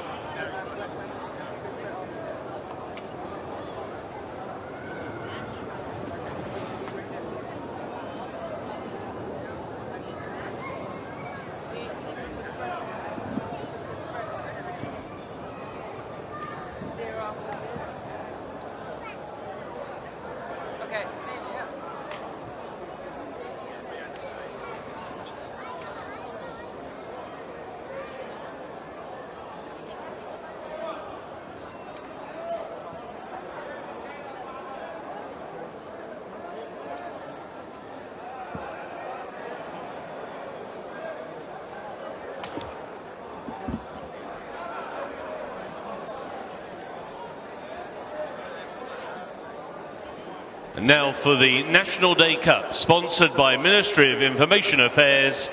It is now post time. Field about to move into the 2400 gate.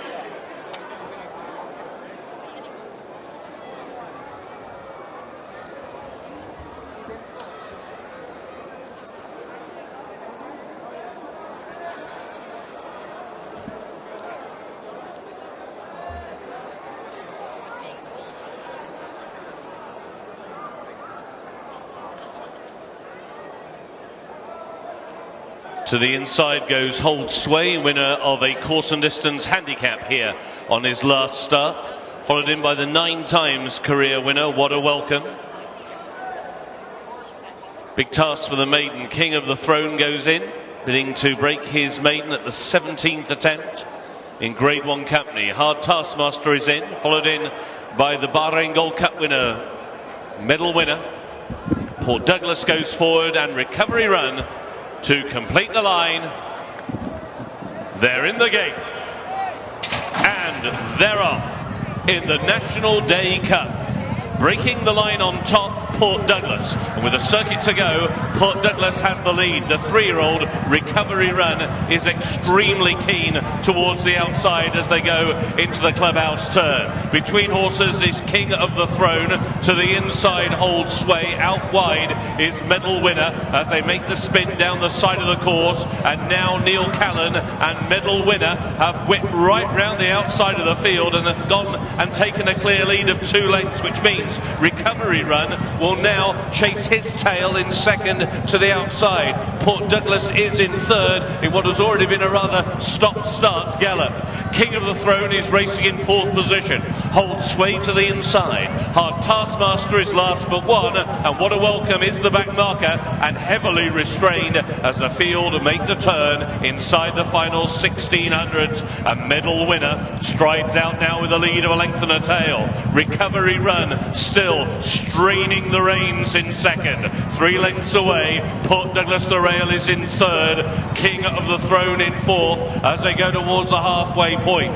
Hold Sway is racing in fifth, and then Hard Taskmaster, and still under restraint is What a Welcome, and they race now towards the end of the back stretch, and Medal Winner with less than 1200 to go as a lead of a length over Recovery Run, who is in second, and then King of the Throne on the outside of Port Douglas, followed by Hold Sway to the inside. What a Welcome has made a place. Hard Taskmaster now relegates to last as they now begin to make the turn down the side of the track. They're racing now on inside the final 800, and Medal Winner and Neil Callan still have control to Recovery Run in second place, and then King of the Throne, who's on the outside of Port Douglas, and now field turns for home with Medal Winner leading by 3 parts or length over Recovery Run in second. Port Douglas set down for the drive on the inside in third. Hold Sway is trying to pick up from way back inside the final 350. Recovery Run now moves on to take the lead to Medal Winner in second. 5 lengths away, Hold Sway, followed by Port Douglas, and then Hard Taskmaster deep inside the final 150. Recovery Run is going clear. He pulled fiercely hard early. He is simply half an hour the best. Recovery Run wins on his Bahrain debut. He beats Medal Winner and beats him comprehensively in third. Hold Sway. Well, what a finish to the day for Al Adiyat Racing. Alan Smith and jockey Charlie Bishop, they land a brace of Grade 1s. First of all, it was Byline, and now it is the recent import to Bahrain, the very smart son of Nathaniel, Recovery Run, streaking clear in the closing stages. And Recovery Run, as I said, a group class performer in the UK when trained by Andrew Balding. The key was whether he'd had long enough, as Sheikh Issa told us beforehand, to acclimatise. Well, clearly the answer is yes, but you can mark this performance up, and by some considerable margin. So keen was Recovery Run early on. He was able to get no cover in this small field. He was pulling and reefing off a stop-start pace, but once he did get relaxed, he was in a perfect position to strike, given the tardy early gallop, and then he really strode home and made the most of his superior and proven stamina for this 2400 metre mile and a half distance, a complete circuit of the Sakia track here at the Rashid Equestrian and Horse Racing Club. It was a sparkling performance, a horse with a big future in the kingdom and a horse with a pretty illustrious past in the United Kingdom. Recovery Run then makes it a double in the Al Adiyat Silks for Sheikh Issa, for Alan Smith, and for Charlie Bishop, a very profitable half an hour indeed. And in contrasting styles on contrasting horses. First of all, Byline, now Recovery Run. Another Grade 1 for him. Unofficial result of Race 8, the National Day Cup, sponsored by Ministry of Information Affairs. First, number 7, Recovery Run. Second, number 4, Medal Winner. Third, number 2, Hold Sway. The fourth horse was 5, Port Douglas. 7, 4, 2 and 5. The winning margins here, 4 3/4 lengths and 2.5 lengths. 4 3/4 and 2.5. Race 8, still unofficial. Well, a Grade 1 double for our winning jockey, Charlie Bishop. And Charlie, he was very keen early on, but still had plenty at the end. Yeah, he was. There was a big lack of pace coming into this first bend, and Neil took the initiative and went on and got an easy lead, but I was just keen. It's his first run in Bahrain, and he might have just been a little bit short even, so I didn't want to go and do the hard work for everyone else, you know, but he's quicking up really well and put it to bed easily. But Medal Winner, a very good horse out here, but how much faith or hope did you have in this horse before the race? I've ridden him a couple of times, and yeah, I was very hopeful, to be fair to Alan. Alan Smith, his trainer, he was very sweet on him this morning, and he said to me, basically, he was the one today, so no, a lot of credit goes to him. He's a very nice looking horse. What are the hopes for him for the rest of the season? Will he stay here, travel, or what are the thoughts? I mean, I don't know. That's up to the connections, but I suppose obviously Saudi Arabia maybe might be an option, but I'm sure there's plenty more races for him in Bahrain to win first, and we'll go from there. Take every race as it comes. Well done. Our winning jockey then, Charlie Bishop. And I happen to be standing by the winning trainer, Alan Smith. That counts as a pretty good half an hour, a brace of Grade 1s with two really smart horses. Were you a little bit surprised by how Recovery Run did that? Not really. He's got decent form in UK, hasn't he? He's got very good form, but just the way he pulled and reefed and wouldn't settle early on, the way he came home. Yeah, well, he was probably running a bit fresh with the choke out, Nick, so first time up, but really happy with him. Okay, how strong a performance do you think that was, relatively speaking? In any race of this nature in this kingdom now, is he going to be very hard to beat? On this distance, I think so, but hopefully we'll look to go to maybe Saudi on their day. Obviously, he just loves a trip, doesn't he? And he loves to gallop. I mean, he's higher rated horse than these today, but he's only a 3-year-old, So you'd be looking at that Neom Turf Cup, would you, in Saudi? Hopefully, we'll see. That's quite a... Speak with Sheikh Issa about it. I'd say you might fancy the gig. Yeah. Well done, Alan. What a great day for you. Thanks a lot, Nick. Thank you.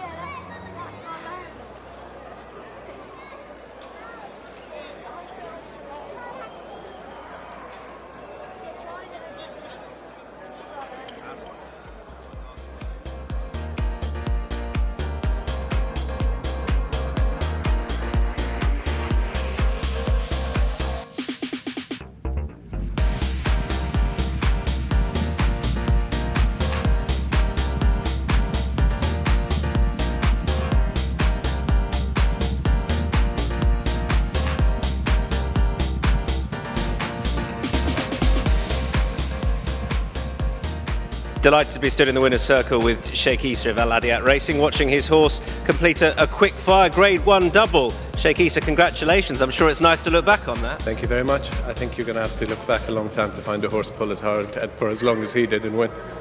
So Nick Luck and I were stood watching him right at the start because they come right in front of the stands, and I'm sure you thought the same thing of, oh dear, that's not ideal, but goodness me, he's got to be a very talented horse to do that at the finish given what he did at the start. We'd like to think so, and usually horses that win first time out here in Bahrain go on to bigger things. What were your expectations, you and Alan and the team, today? You never really know. You know he's a good horse looking at his rating, but how does he acclimatise, or how had he acclimatised? How does he react to the track and respond is really unknown, or are unknown factors. But off the back of that, we have a horse to go to war with. A serious horse to go to war with, potentially, as Nick and Alan were touching upon, in other jurisdictions as well. Is that on your mind? Why not? Let's see what the handicapper gives him. There are a few races here first that hopefully he can win and be competitive in, and then we'll go abroad. Well, I think you won now on the first race at the inaugural Saudi Cup meeting, so you've had successful business there in the past. Yes, you and I enjoy speaking to you, Tom. Yeah, I'd like to think of myself as a good luck charm. Listen, reflect on the day as a whole if you can, because it seems to have been really well received. Yes, a huge success. Everyone seems to have a good day, or seem to have had a good day. It was great to have our coupe come second in the Turf Series, and it's a great start to the series, and we have 4 more meetings and the Crown Prince Cup and King's Cup to come. Brilliant. You better go and get your prize shortly. Sheikh Issa, well done. Thank you. Thank you. Race 8, they are now weighed in. Race 8 is now official. It's official.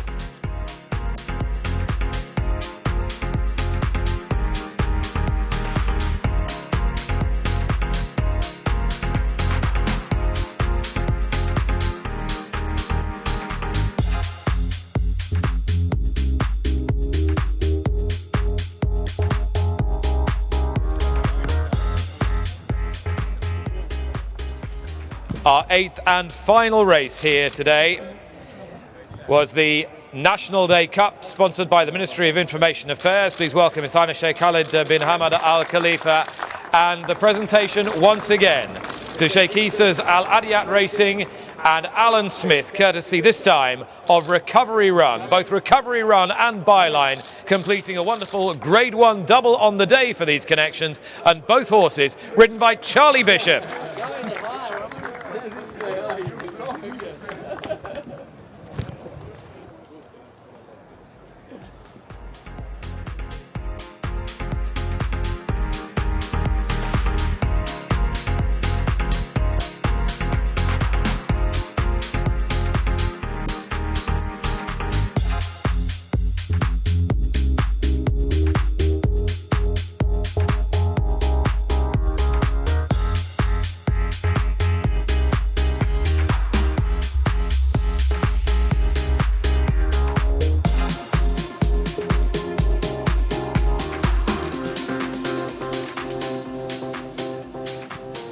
So that's it for today. What a wonderful day it's been for the first leg of the Bahrain Turf Series. The next Turf Series meet will be the 31st of December and then all the way through until the end of February. And your next meeting will be back here next Friday. Tom Stanley, Ali Vance alongside me to enjoy it all.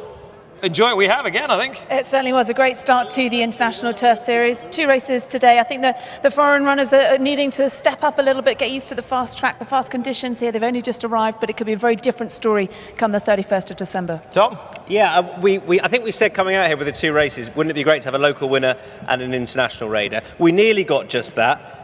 William Jarvis's horse, Arcub, ran ever so well. Kieran Schumacher, they were both disappointed, of course. They couldn't quite get their head in front, had their pocket picked slightly. But I think we're going to see the series develop. This horse come back on New Year's Eve for the race over a furlong shorter, which could well suit. And it's good to see connections already pinpointing where they might go next as part of the series. And some very smart local racing as well. We've seen Byline and Recovery Run win the last 2 races. Recovery Run, I think, could be the horse to take out of the day in terms of an international quality point of view. Yeah, very good day for Sheikh Isa, and his colours carried to victory in those final 2 Grade 1s. And Recovery Run come over here was successful for Andrew Balding in the UK, but I think there'll be a good Middle East campaign for him this winter. Well, thank you both very much. We hope you join us next time here at the Rashid Equestrian and Horse Racing Club. But from Tom and from Ali and from me and from all of us here in the Kingdom of Bahrain, we'll wish you a very good evening. Bye-bye.